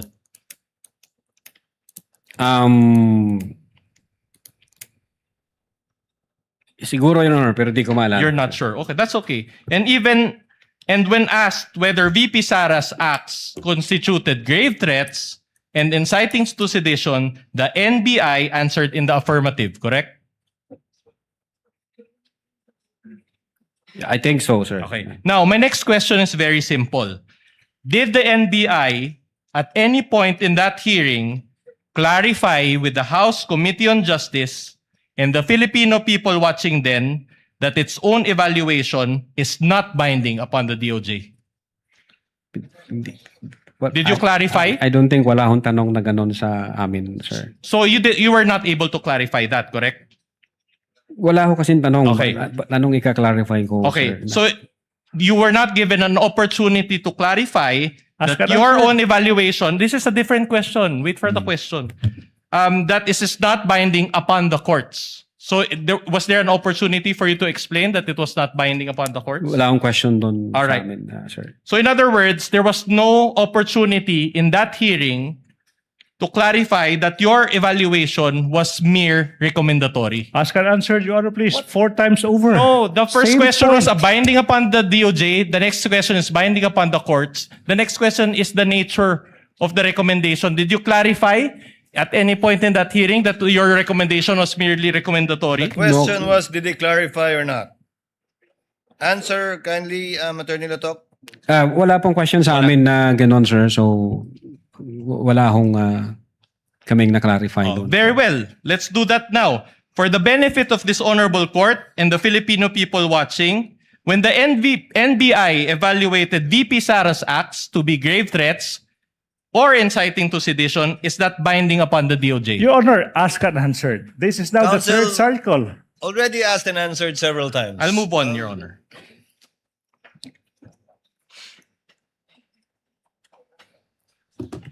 Will you agree with me that according to our laws, the authority to determine guilt or innocence of a person lies with the courts, Yes, sir. not with the DOJ, Yes, sir. not with the NBI? Yes, sir. Your Honor, Sir- I will now object now, Your Honor, please. Your If Honor, I may he's explain, competent Your Honor, enough to answer. Your Honor, he already I may- answered. Counsel, kindly settle down. I know it's late and I know both parties are Can tired. I- Kindly wait for the chair to recognize you before speaking. If I may be recognized, Your Honor, Yes, please. I am Attorney now Ligutan. objecting on the ground of relevance of this series of questions. The defense might forget that we are an impeachment court. Okay? And whatever the DOJ may rule on, whatever the court may rule on, the same complaints filed by the NBI against the Vice President, it has no bearing to these impeachment complaints. What I'm saying is, the issues in this case, the question is, did the Vice President betray public trusts when she declared before the public that she already contracted a Your Honor, person to- objection, Wait, Ibon wait, Cross, wait, Your wait. Honor. I'm This is yet not the done. proper venue for I any was- manifestation on the part of the Let the prosecution. counsel finish. Kindly state your objection, counsel. Relevance, exactly, Your Honor, please, as to what the court will do, as to what the DOJ will do on the complaints filed by the DOJ, by the NBI, they have nothing to do with the issue in this case. The question is whether the Vice President betrayed public trust by contracting an assassin to kill the President, the Vice President, to kill the President, the First Lady, and the former Objection Speaker of the again, House. Your Honor. It's not the Irrelevance, Your Honor, please. proper- Irrelevance. Counsel, you know what you're doing as well. So kindly limit it to your objection. Irrelevance, Your Honor, please. Counsel for the respondent, the court gets it. Okay, you don't have to spend that much time on this matter. The court gets it, and I think the senator judges are well aware of the limitations of the power of the NBI and the DOJ, as well as the power of the court to decide on the innocence or guilt of the parties. You've established that point. Move on. In other words, it is only the proper courts that can determine the guilt or innocence of VP Sara in terms Same. of grave threats or inciting to Counsel. sedition. It's a direct question, Your Honor. Counsel, all asked and answered. Kindly move on. Kindly move on, counsel. Again, the court gets it. I think the senator judges get it as well as the people who are listening. All right. My question is this. Are you aware of any final verdict by any court that VP Sara is Same. guilty? Same, Your Honor. Same. If he is aware. Witness will answer if he knows. Well, insofar as the NBI Cybercrime Division is concerned, during that time, I'm not aware. So, insofar as this case is concerned, no final verdict yet. I don't know, Your Honor. I don't know. Insofar as the investigation of the NBI is concerned, no personal knowledge. All right. Now, let me move on to a new point. Do you know what motu proprio means? Yes, Your Honor. Motu proprio means on your own or out of your own initiative, correct? Yes, sir. Sa madaling salita, voluntary. Not really, sir. Oh, not really. Wala nagutos. Under the law, we acted based on the law, sir. Because it is our primary jurisdiction to undertake investigation should there be a threat against the security or assault against the person of the President, the Vice President, the Senate President, the Speaker of the House, and the Chief Justice. Very well. Now, my question is this. Insofar as this case is concerned, did the NBI conduct an investigation motu proprio? Yes, Your Honor. The fact, kanino ho, Your Honor, yung sinatanong nyo? Conduct an investigation, kanino po? Insofar as this case is concerned, did you conduct a case motu proprio? Your Honor, the NBI conducted an investigation motu proprio on November 23, 2024. And on that same date, Your Honor, the Department of Justice directed the NBI to conduct an investigation on the matter. So, partly motu proprio, partly directed by the DOJ. Is that what you're saying? No, Your Honor. No, Your Honor. With or without the directive from the DOJ, the NBI has primary jurisdiction on that case, and therefore we can investigate on that particular case. Yeah, but a while ago, during your direct examination, you admitted that the DOJ secretary directed you, correct? During that day, yes, sir. After na ma-instruct ako ng direktor na mag-imbestiga, then thereafter, the Department of Justice directed the NBI na mag-conduct ng investigation. And did you follow that directive? Well, it's the Department of Justice. Why should not I follow, sir? Aren't you an independent body? Well, Your Honor, under the law, Republic Act 10867, it states there that the Department of Justice can direct the NBI to conduct any investigation when the public interest so requires, sir. Okay, so the NBI is under the DOJ, correct? Definitely, sir. And the DOJ is under the Office of the President, correct? Yes, sir, under the executive branch, sir. Meaning the Secretary of the DOJ is under the Office of the President, correct? No question to that, sir. No question. So BBM has control over both the NBI and the DOJ, correct? What do you mean by control, sir? What's your interpretation of control? You seem to be a smart man. The Department of Justice and the Office of the President, insofar as the function of the NBI is concerned, hindi ho sila nakikialam doon. Kung ano ho yung findings ng NBI, kung ano ang recommendation, sinasubmit po namin ito sa Department of Justice. And then yung Department of Justice, i-weigh po nila, i-evaluate po nila, and then mag-undergo ng process ng case build-up. Yun ho ang patunay na yung una naming sinubmit, hindi tinanggap ng Department of Justice, meaning ang Department of Justice, pag nakita niya na hindi tama o kulang yung requirement ng NBI, hindi niya ito kararakang tatanggapin, Your Honor. That's why, insofar as the DC-15 is concerned, nag-require sila ng mga i-comply namin, and then nag-comply kami. That's the time ni-receive ng Department of Justice yung aming referral. Oh, very well. Just to help you answer, I'll ask a more pointed question.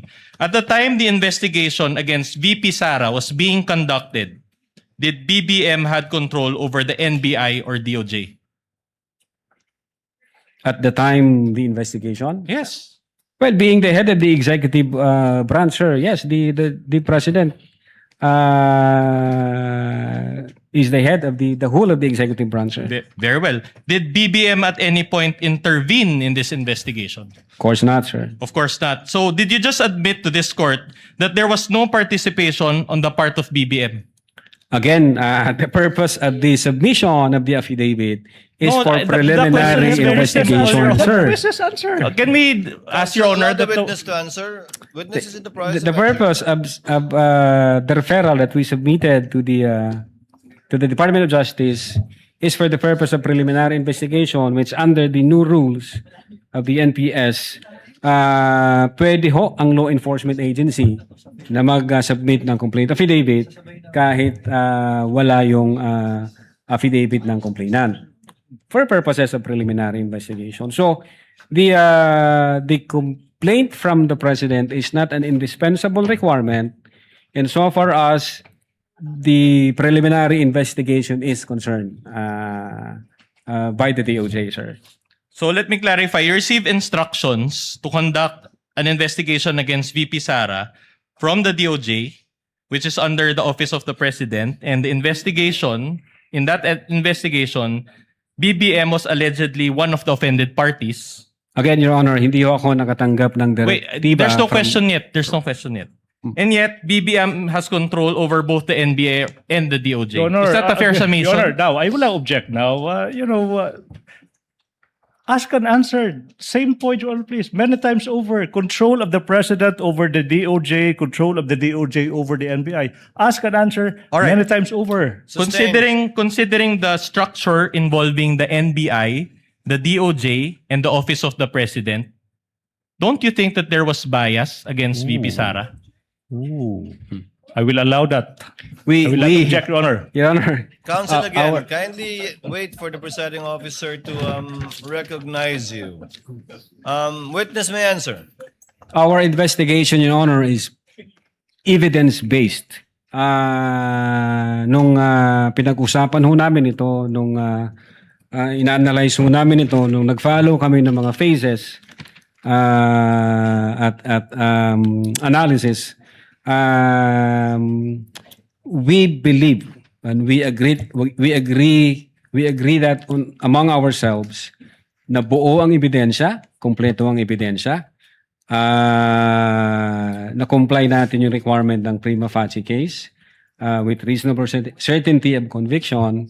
And so sinubmit ho namin yan sa DOJ na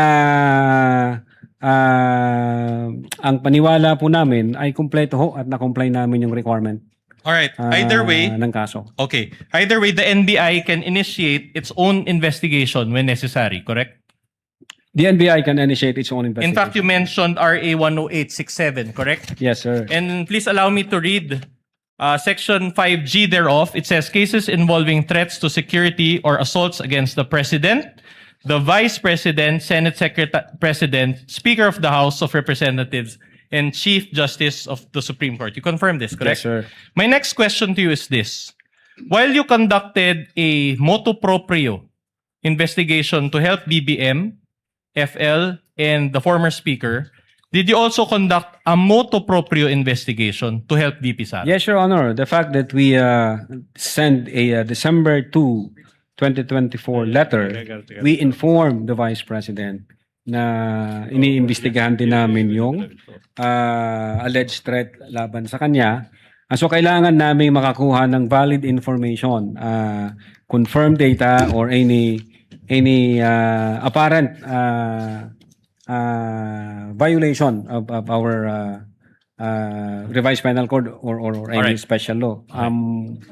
You know yung ang purpose ng letter namin, Your Honor, to inform the Vice President na iniimbestigahan din namin yung alleged threat laban Your sa Honor, kanya. it's a yes or no answer. Can we ask the... Mr. Witness, Attorney Latok, this is the second time you've mentioned your December 2 subpoena. So, the curiosity of the presiding officer has been picked.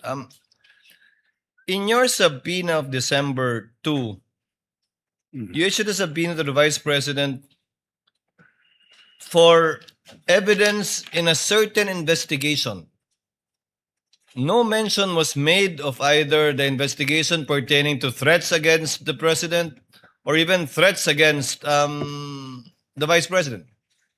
But it's the second time you've mentioned that the intent of this one is for the threat against the Vice President. What is your basis, sir? When the subpoena does not contain such a specification of the evidence you will obtain from her. Your Honor, yung subpoena, nakafocus po yan doon sa investigation namin on the alleged grave threats at inciting to sedition during that time. Yung investigation naman, insofar as the Vice President threat to her life is concerned, meron nung kaming separate na letter nung December 2. Hindi 2024. subpoena, letter. Letter po. Do we have that on file or on record Yes, sir. somewhere? Yes, Your Honor. It was Is it the pre-marked Perfect. marked during trial, Your Honor, earlier, Your Honor, by Agent Kalilong? by this witness, Attorney Lotok. That would be P dash Roman numeral 4-5, identified by the witness earlier, Your Honor, please. P-4-5, Dash 4-5. Oh, mami. addressed to Attorney Lim? Attorney Lotok? Yes. Yes, Your Honor. Your Honor. Your Honor, I have questions relating to that, Your Honor. Can we? Just to clarify from the witness, are you referring, Attorney Lotok, to the letter addressed to Attorney Lim, signed by Assistant Director Ricarte? Yes, Your Honor. Assistant Director. This is the one that's referring to the alleged attempt of NBI to investigate the threats against the Vice President. Yes po, Your Honor. Okay. Counsel, you may proceed. All right. In fact, since we're on the topic, let me direct your attention to that NBI letter issued by Glenn Ricarte dated December 2, 2024. Again, for the perusal of the senator judges, this is pages 155 to 158 of the AOI's Annex G9. Do you confirm this? That this was sent out to the Vice President?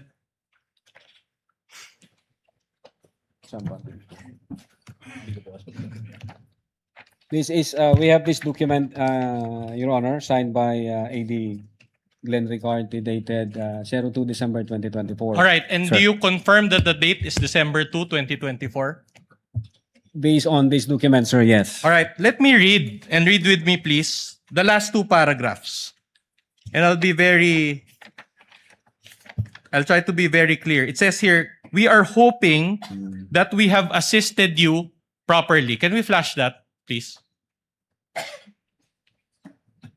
Baba pa. Yan, sa baba. Yeah, we are hoping that we have assisted you properly. We would be grateful if the Vice President will visit the NBI and participate on the ongoing investigation. As the schedule of her appearance, she is anticipated to appear on, can you read the date, please? 11 November 2024 at 10 a.m. at the Office of the Director, National Bureau of Investigation. So you provided the date, you provided the time and the place where VP Sara is supposed to appear, correct? Your Honor, this So is... the answer is very Since simple. Just ask ang it. nakasign po rito, yung Assistant Director, and wala akong personal knowledge, I think this is typo kasi nga, nag-reply ang lawyer ng Vice Presidente. Attorney Lotok, either you have personal knowledge or not, but neither can you say typo. If you don't have personal knowledge, you cannot say typo. Yes, Your Honor. Sorry, Your Honor. So which is it? I believe So you don't have personal I don't have knowledge? personal knowledge, Your Honor. Hindi po ako ang Okay. sumulat sa letter na to. Okay. Again, Your Honor, this is an attachment of the affiant's or the witness's own affidavit of investigation. I understand, Your Honor, and he has been very repetitive on this, that there are documents there that he did not sign. But when you attach something to your own affidavit, Your Honor, you're supposed to at least review them. And clearly, he did not review, and he's even the head. He mentioned that he's the supervisor. Objection, Now, my Your next Honor. question is Objection. Laying a value to the testimony of the witness. That's improper. You ask him questions. Don't add value. Don't Kindly add ask value. a question, counsel. You stated a while ago that the reason why you did not pursue VP Sara's investigation in order to help her was because of her non-appearance, correct? We issued 2 subpoenas. The first one, and then No, I'm not asking we give her a you. chance again to give us information, and then she did not appear for the second time, sir. But you said it wasn't, the second one was not a subpoena, it was a letter, correct? Well, the letter is the basis that we conducted motu proprio investigation on the alleged threat against the Vice President. The purpose of the 2 subpoena is also base sa usapan namin ng then Director Jaime B. Santiago. Pag nag-appear ang Vice Presidente, tatanungin din po ng Director namin, Ma'am, pwede mo bang i-share sa amin ano yung threat sa life mo? Baka meron kang information na pwede namin pagsimulan. Yeah, but Counsel, allow the presiding officer. Sir, you referred to the letter and the subpoena. As I pointed out earlier, the subpoena does not make mention that you're asking for evidence about the threats against the Vice President. You just said in your subpoena for information regarding what is under investigation by your office. Now, in this letter that you referred to, signed by Assistant Director Ricarte, Yes, sir. nowhere can Opo. I find too that you're asking the Vice President information about the threat against her.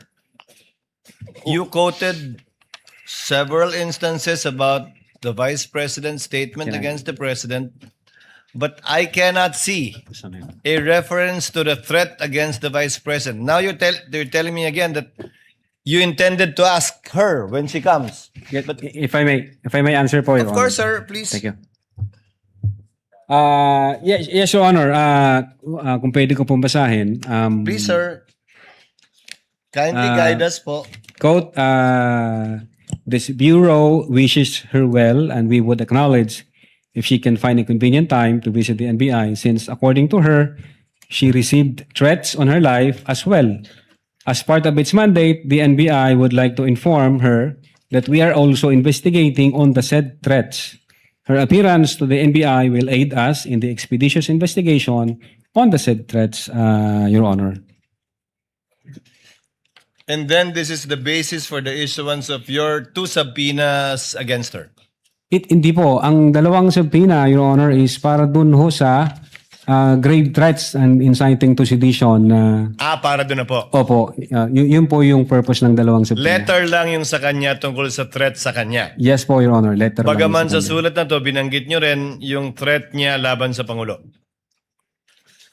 O ibang sulat po yun? Your Honor, in-explain ho namin dito kasi doon ho sa may letter ho na sinubmit ang lawyer ni VP, nagtatanong ho siya kung pwedeng makakuha ng copy ng complaint. And then kung ano yung mga itinatanong at itatanong ng NBI sa kanya, in-explain ho dito sa letter na to kung ano yung nature ng complaint. Yung mga allegation laban sa kanya. Opo, Your Honor. Thank you, Attorney Latok. Counsel, you may proceed. But the long and short of it, in that December 2024 letter, you provided a November schedule, correct? Again, I cannot answer to that. Ang signatory ho ang makakasagot, sir. So in other words, she could not have attended that November 11, 2024 because as of the date of the letter, it was already December 2, 2024, correct?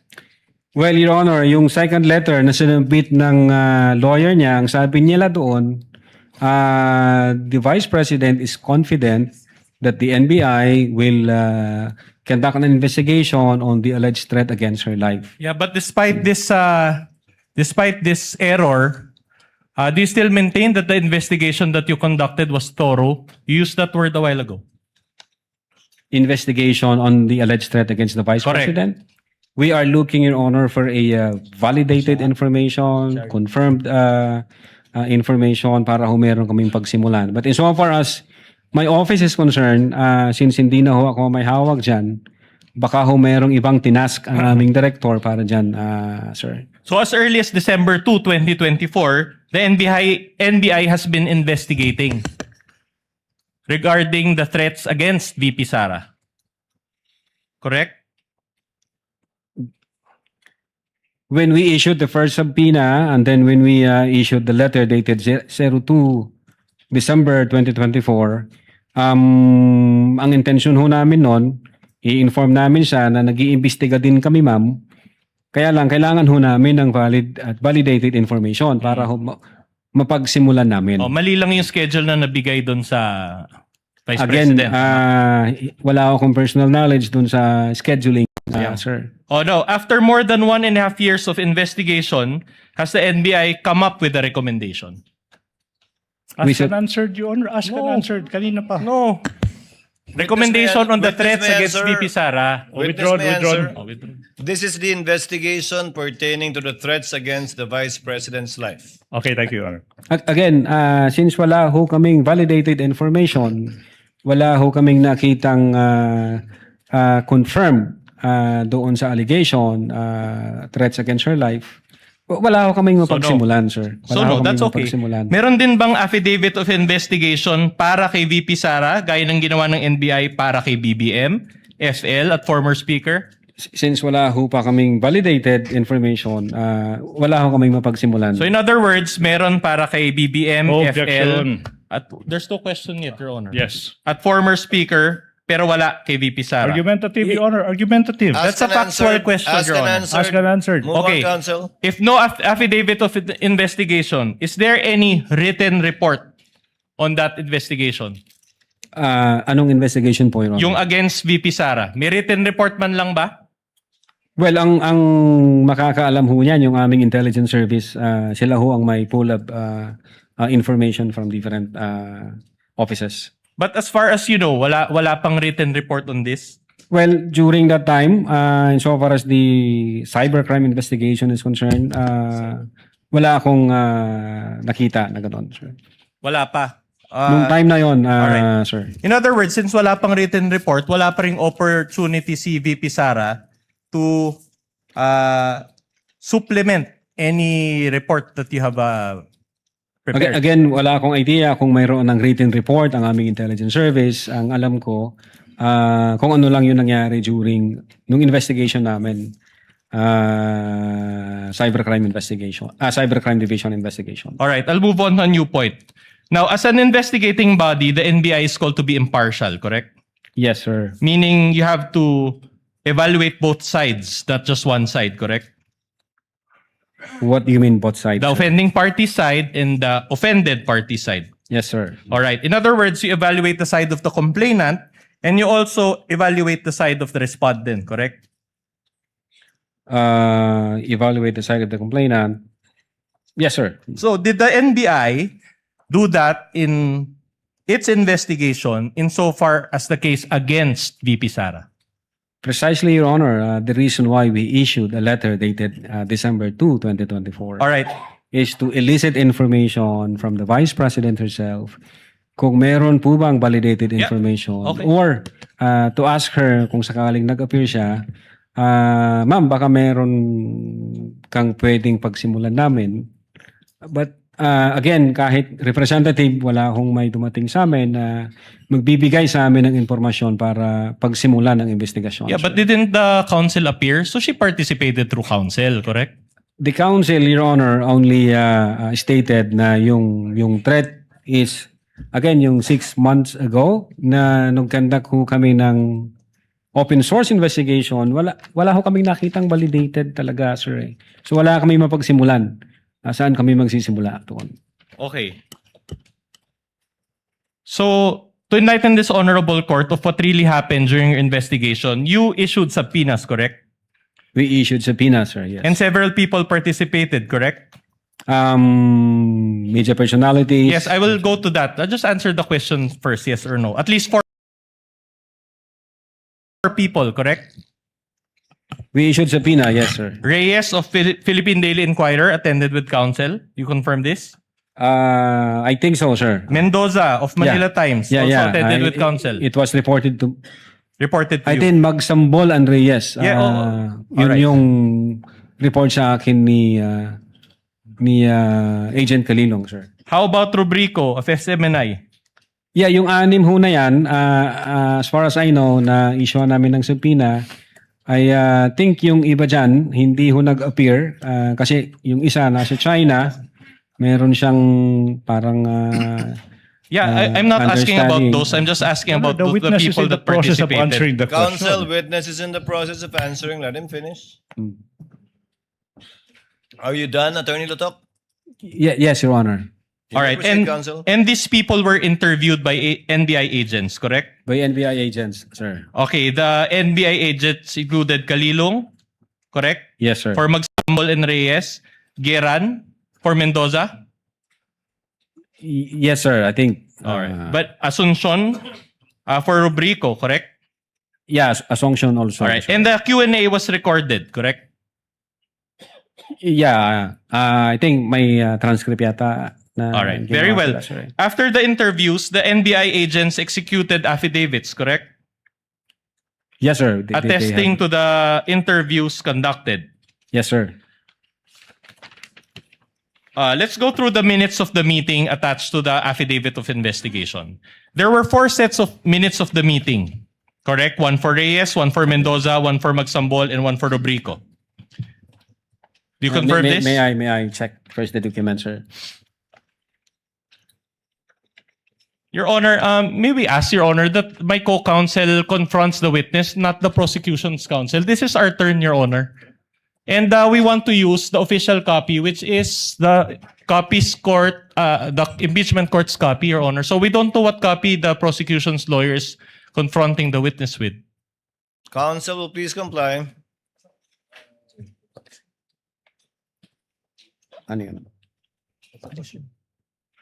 All right. So minutes of the meeting. So there were 4 sets, 1 for Reyes, 1 for Mendoza, 1 for Magsambol, and 1 for Rubrico.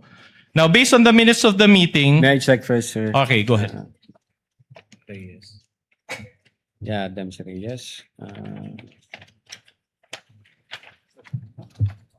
Leave them sir, yes.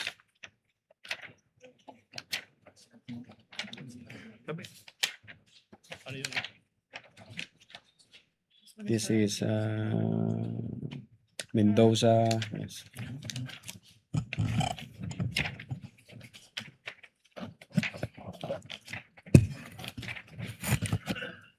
This is Magsambol.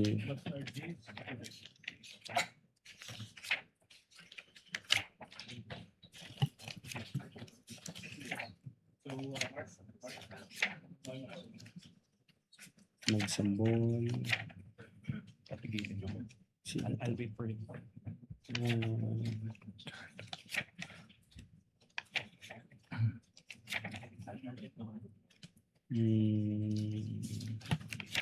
Rubrico.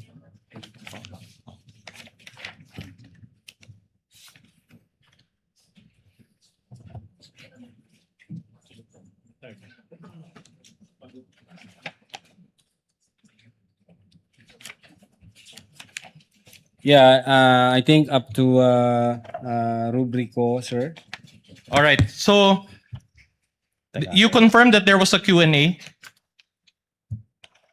There is Q&A. sir. Okay. And then, konti lang yung mga tanong nyo. Actually, not more than 20 questions per interviewee, correct? 20 questions. Sir. All right. And how long did the interviews last, if you know?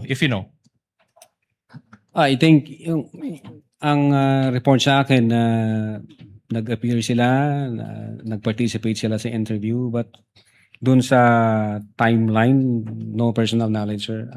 All right. Makakasagot nito yung mismo yung nag-interview, sir. Okay, but in that interview, they were asked about their personal knowledge on the November 23, 2024 press con, correct? Saan ba yun?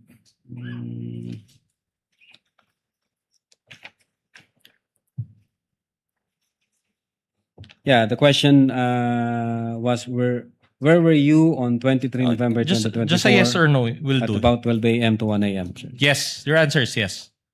Yeah, there is that Okay. question. Sir. Now, during this interview, according to the minutes also that you're now perusing, a video of the press con was shown, correct?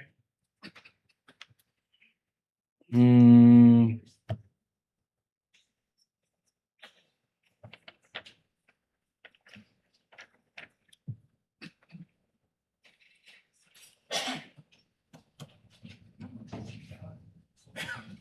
yes, it says here, is that Zoom meeting the one in the video? Okay.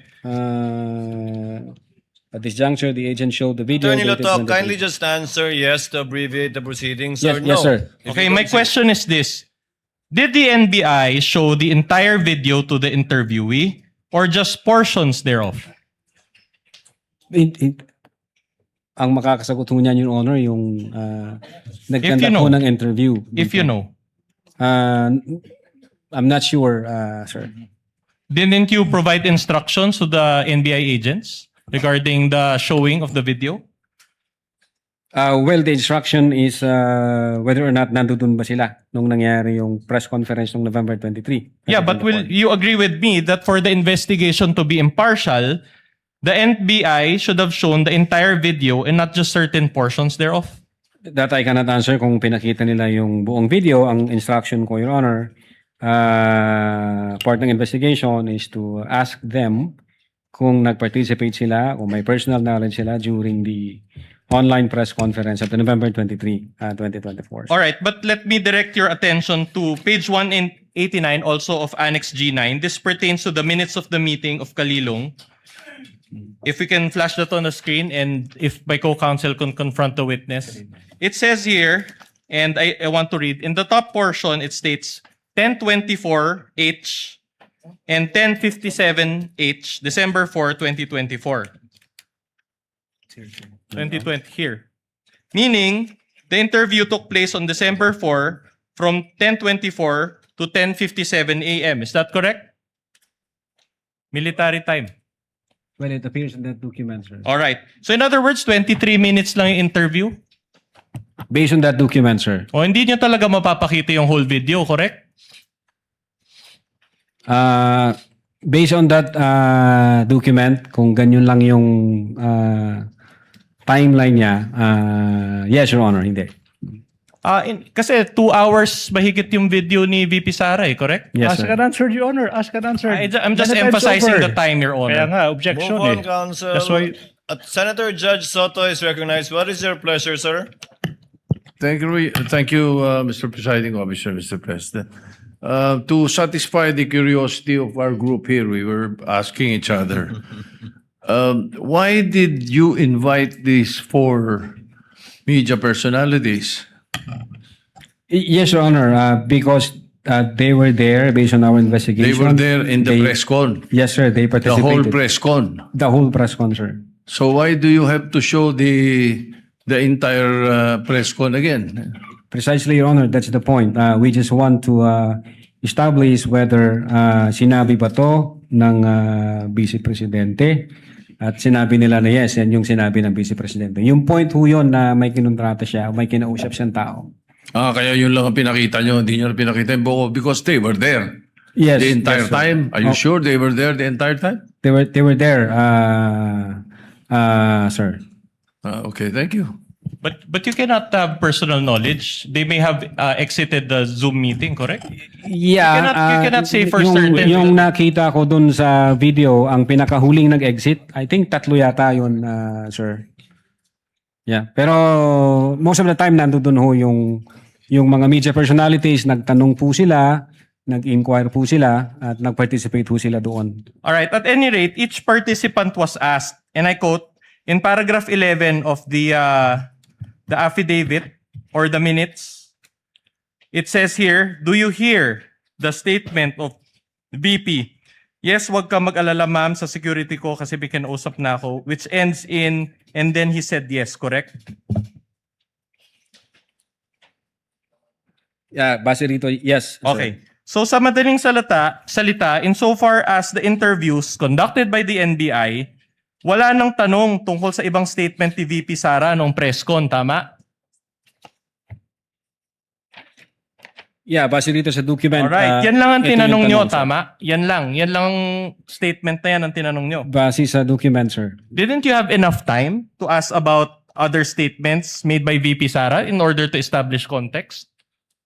Your Honor, No, yes or no? If you can, Wait, please. let the witness answer, Your Honor. The presiding officer already directed a more responsive answer. Your Honor, nung November 26 video, No. nakita ho namin na may admission na ginawa, ni-reiterate ng Vice No, Presidente. that's not my question. My question Let the is, witness did you answer, have Your enough Honor. time to ask That is his about... answer. No. Attorney Lotok, the question was, did you show any other video or parts of the video other than this one? Based on the document, sir, ito lang ho yung mga tinanong kung Yan lang ano ang yung tinanong nandoon na sa part ng document. video. Walang ibang part ng video. Based on the document. Based on the document, ito lang po, Your Honor. Okay. All right. In other words, the agents focus only on this one statement by VP Sara, correct? Based on the interview, And sir. the Q&A used a targeted question, correct? Based on the document, sir, based on the interview, we asked them kung nandoon sila o nag-participate sila o kung narinig ba nila yung utterances na yun. All right. The whole video was around 2 hours and 26 minutes. Now, if my math is correct, that is 60 minutes per hour. So 120 minutes plus 26 minutes.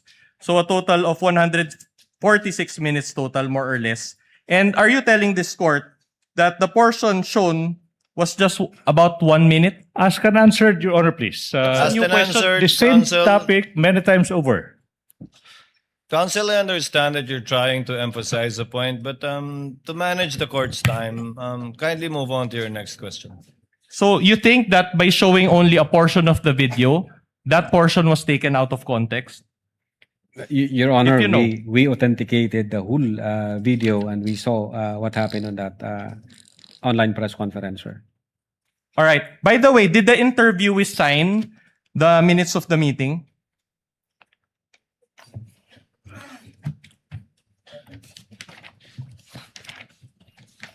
Insofar as the late side in Reyes, No.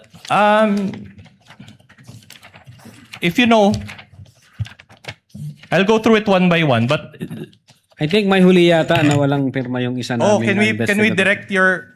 But you know, as a lawyer, that if a document is unsigned, that document will be treated as a mere scrap of paper. Correct? Yes, Your Honor. All right. So that is the standard operating procedure, correct? That you sign the document, correct? I Yes don't or know no? kung Yes yung or no? tama yung ibinigay na docs. Ang signatory ho dyan, si Attorney Asuncion. Yeah. In Supposed fact, to be. let us show that document for the benefit of this court. Can Yan ho yung Yeah, let me kaapat na direct your docs. attention to pages 203 to 207 of Annex G9. This pertains to the minutes of the meeting involving rubrico of SMNI. Can we display first the first page? So the interviewer was Ria Vanessa Asuncion. Yes, sir. Hindi pa siya, ayan o. So hindi pa siya sure kung good morning or good afternoon. And what's Alright. the relevance, Your Honor? And she conducted the Objection. interview, correct? It first saw that document, sir. Yes. All right, but let's go on to the signature page now.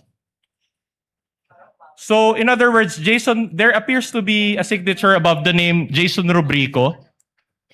All right. Can you state for the record whether Attorney Ria Vanessa D.S. Asuncion signed this document? In that document, no signature by Attorney Ria Vanessa. So, wasn't this a failure to observe SOP on your part? I think we have to ask Attorney Vanessa baka meron siyang ibang document. na But hawak, again, sir. you're the supervisor of these minutes of the meeting, and you were the one who attached these documents to your affidavit of investigation. Anyway, I'll Again, move on to a ang new point. nag-prepare ho ng mga docs na yan, I instructed them, the executive officers and the agent on case, to prepare those documents for Department of Justice. My only Submission. point is this, Mr. Lotok. We are talking here about filing a case against the Vice President of the Philippines, who is the second highest official of the land, and you used an unsigned document as part of your exhibits. Is that what you're trying to tell the court? You can ask Attorney Ray Vanessa D. Asuncion again, sir, kung meron siyang, kung ano nangyari dyan. So far as I am concerned, kompleto ho yung tatlo, 1, 2, 3. Ito ho yung pang-apat. All right. Siguro kailangan kong tanungin si XO kung ano nangyari. All right, dyan. so let's go through the affidavits that were executed after the interviews. Okay, pahabol na ito lahat, tama? Kasi this was pursuant to the Feb 5 certification eh. So hinabol nyo to lahat, tama? Hindi ho hinabol, kinumply ho namin yung requirement ng DOJ. You want to use the term kinumply. Okay, sige.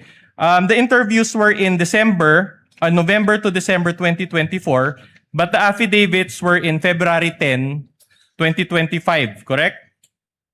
Again, Your Honor, ano? Yung mga interview mismo, November to December 2024, kinandak. Pero yung mga affidavits attesting to those interviews, February of 2025 na in-execute, tama? Based sa document, sir. At any rate, this was made pursuant to the Feb 5 DOJ certification, correct? Can I see the document, sir? Okay. First. Affidavit, yeah. 20.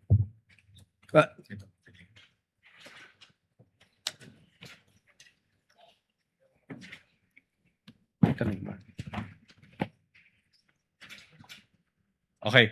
So in short, hinanapan kayo ng DOJ ng affidavits. That's why you attach additional ones to the revised affidavit of investigation. Is that what happened? Again, the affidavit was not revised. May mga attachment lang ho na ni-require yung Yeah, but- Department of Justice, so kinumply ho namin, tsaka sinabit ho namin. Oh, even your own director referred to it as Argumentative. revised, di ba? So Objection, let's not make an argumentative. issue about that. Exactly. I'm just asking if these were attached to the second judicial affidavit of investigation. So, in other words, the agent who executed these affidavits were John Mark Calilong, Geran, and Asuncion, correct? Yes, sir. And each agent executed their own affidavit, correct? Yes, sir. So, all were based on their personal knowledge, correct? Again, sir, based on their personal knowledge. Okay. So, nothing was supplied to any agent, correct? I don't understand the question, sir. So, nothing was supplied. Ibig sabihin, hindi binigay sa kahit anong agent yung isusulat niya doon sa affidavit. Independent nila ginawa lahat yan. Yung affidavit ng mga Correct. agent. Yes. Yes, sir. Base Alright. doon sa So, kanilang in other words, what you're telling this court is that these are bona fide affidavits and not template affidavits, correct? bona fide and not what, sir? Template. Yung hindi pinirmahan lang basta. Well, I think you can ask, sir, the one who signed the Yeah, so ganun na. affidavit, sir. But again, this is part of your these are attachments to your affidavit of investigation. So you should have checked these at least, correct? Your Honor, sa practice ho namin, may mga templated na talaga kung common na yung question. Ginagawa ho talaga yon. Okay. Now, para ma-clarify ho kayo, pwede nyo hong tanungin Thank you. yung Thank you. So in signatory. other words, use template affidavits. Let me direct your attention to the affidavit of John Mark Calilong, pages 170 to 171, of the Articles of Impeachments G9. Allow me to read a portion of its paragraph. 5, it says there, no joke. Can we flash that on the screen? It says there, no joke, nagbili na ako. Yeah, sige. Can we focus on that part? Yan. So, here. Yan. So, no joke, nagbili na ako mama here on the bottom portion. Nagbiling na ako mama pag namatay ako. Alright? Do you confirm that there is a typographical error in the spelling of ma'am, which was incorrectly spelled as mama? Your Honor, if with all due respect, Your Honor, please, what's the relevance of a typographical error from being We will mom demonstrate to that, Your mama? Honor. I'm just laying the basis. What's the relevance? On a Typographical short error. leash, counsel, show the connection and relevance. Can we confirm first, Your Honor, if he confirms that there's a typographical error on Calilong's affidavit? I think since the signatories here are Agent Calilong and Attorney Vanang Luben, sila ho makakasagot. All right. So he cannot confirm. So let me direct your attention to the affidavit of Geran, Agent Angeli Jean Geran, pages 178 to 179 of AOI's Annex G9. Again, let me read from paragraph 5 as well. It says here, can we zoom that portion? No joke, nagbiling na ako mama pag namatay ako. So, do you confirm that there's also a typographical error in the spelling of the word ma'am, which was also incorrectly spelled as mama? You can ask the one who signed this affidavit, sir. So you cannot confirm also? You ask, you All can right. ask, Your Honor, the one who signed One the last, document. pages 199 to 200 of Annex G9 as well. This is now the affidavit of Priya Asuncion. Can I go to paragraph 5 also? Oh, no joke, nagbili na ako mama. Can you also confirm that there's a typographical error in the spelling of ma'am, which was also incorrectly spelled as mama? Again, you can ask the one who signed the All right. So affidavit, in sir. other words, all three affidavits contain the exact typographical error of the word mama, same paragraph number, and do you still maintain that these affidavits were independently executed? Mr. Presiding Officer. Before I recognize Senator Judge Zubiri, counsel, I think inamin naman na ni Attorney Lotok na may mga templates sila. Kumbaga, may mga dekahon silang affidavits. Tama ba, Attorney Lotok? Opo, Your Honor. Yes, So, Your Honor. posibleng isa to sa mga dekahon yung affidavit? Is Yeah. that possible? Yes, Your Honor. Kasi same lang ho yung utterances eh. Siguro yung pag-copy-paste dyan, kung ano yung unang na-copy-paste doon sa yung utterance, yun na ho yung... Kaya kasi parehong number 5, parehong mama, di ba? Meaning may point naman si attorney, may point naman yung counsel for respondent. So it's possible that isa to sa mga dekahon yung affidavit. Yes, Na yes, Your pinilabala. Honor. Attorney, Senator Judge Zubiri, what is your pleasure, sir? Kung sa Bisaya pa, Your Honor, murag abogado.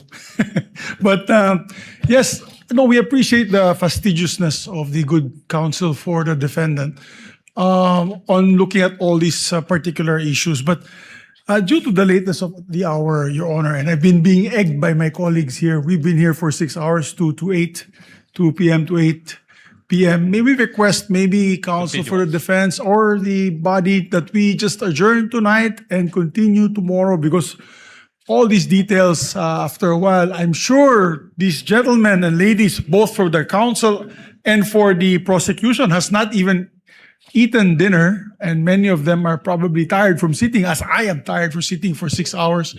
May we take that break, Your Honor, and just continue tomorrow at 2 p.m. For the continuance of the impeachment court, Your Honor. Thank you. May I know how much longer is the cross of counsel for the respondent? Before I answer that question, Your Honor, we just manifest that this is the first time that the Vice President through counsel is confronting the witnesses against her. Of course, she did not participate during the House Committee on Justice for the reasons that were already stated in our petition for certiorari. Understood. So, to answer that question, about halfway, Your Honor. We're not cutting short your time to cross-examine counsel. We're just simply inquiring to find out if you can either simply wait for it to finish or continue tomorrow. We're okay with either, Your Honor, but to also indulge Senator Judge Subiri, we can have a continuance, Your Honor. Okay, there being no objection on the part of the counsel for respondent, given that we're cutting for tonight his cross-examination. One Yes, last administrative Attorney point, Your Blanc. Honor. Considering the change in schedule because of the continuance, may we inquire of the prosecution if they still intend to We will present... get to that, counsel. All right. We will decide on We will that before submit, we Your Honor. adjourn. So for the meantime, court would like to excuse Attorney Lotok with the reminder that the subpoena for him to attend tomorrow's hearing still stands, and he will continue to testify under the same oath. Thank you, Your Honor. You are excused, Attorney Lotok. Thank you for your time and cooperation, and see you again tomorrow, sir.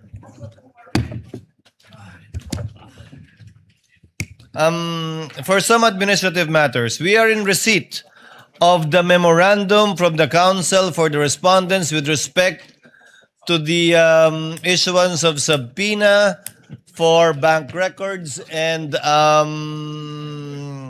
AMLC records as well as BAR records. Do we have a similar submission from the counsel for the prosecutors?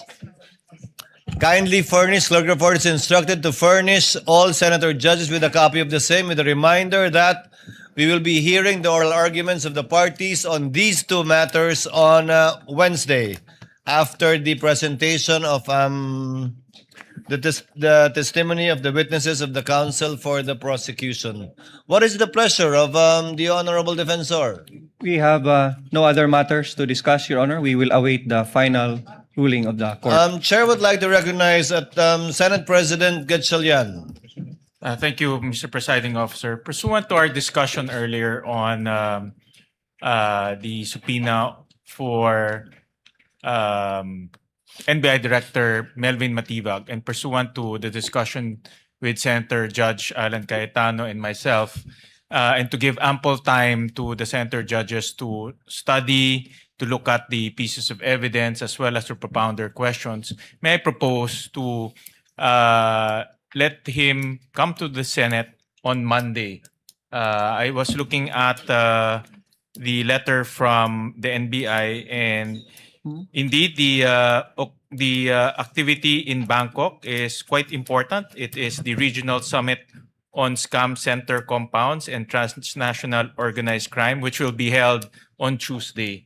We were also looking at the flights to Bangkok, and there are flights at night, Mr. Presiding Officer. So what we can do is to allow him to come here on Monday and then propound our questions. And if ever we don't finish it, we can request him to come back again after his activity in Bangkok. With the understanding, of course, Senate President Gatchalian, that the testimony of the witness given in direct examination would be meaningless unless he is thoroughly cross-examined by the other party. So should we not finish his testimony on Monday, it shall be continued on the next trial date until the cross-examination, redirect, and if at all, recross shall have been finished by the parties. Subject to that understanding. Is there any objection to the motion of the Senate President to issue the subpoena for the attendance of Director Matibag on Monday, July 20, at 2 o'clock in the afternoon?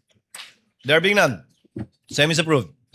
Now, to clarify, the Honorable Defensor, may I ask, who is your witness for tomorrow?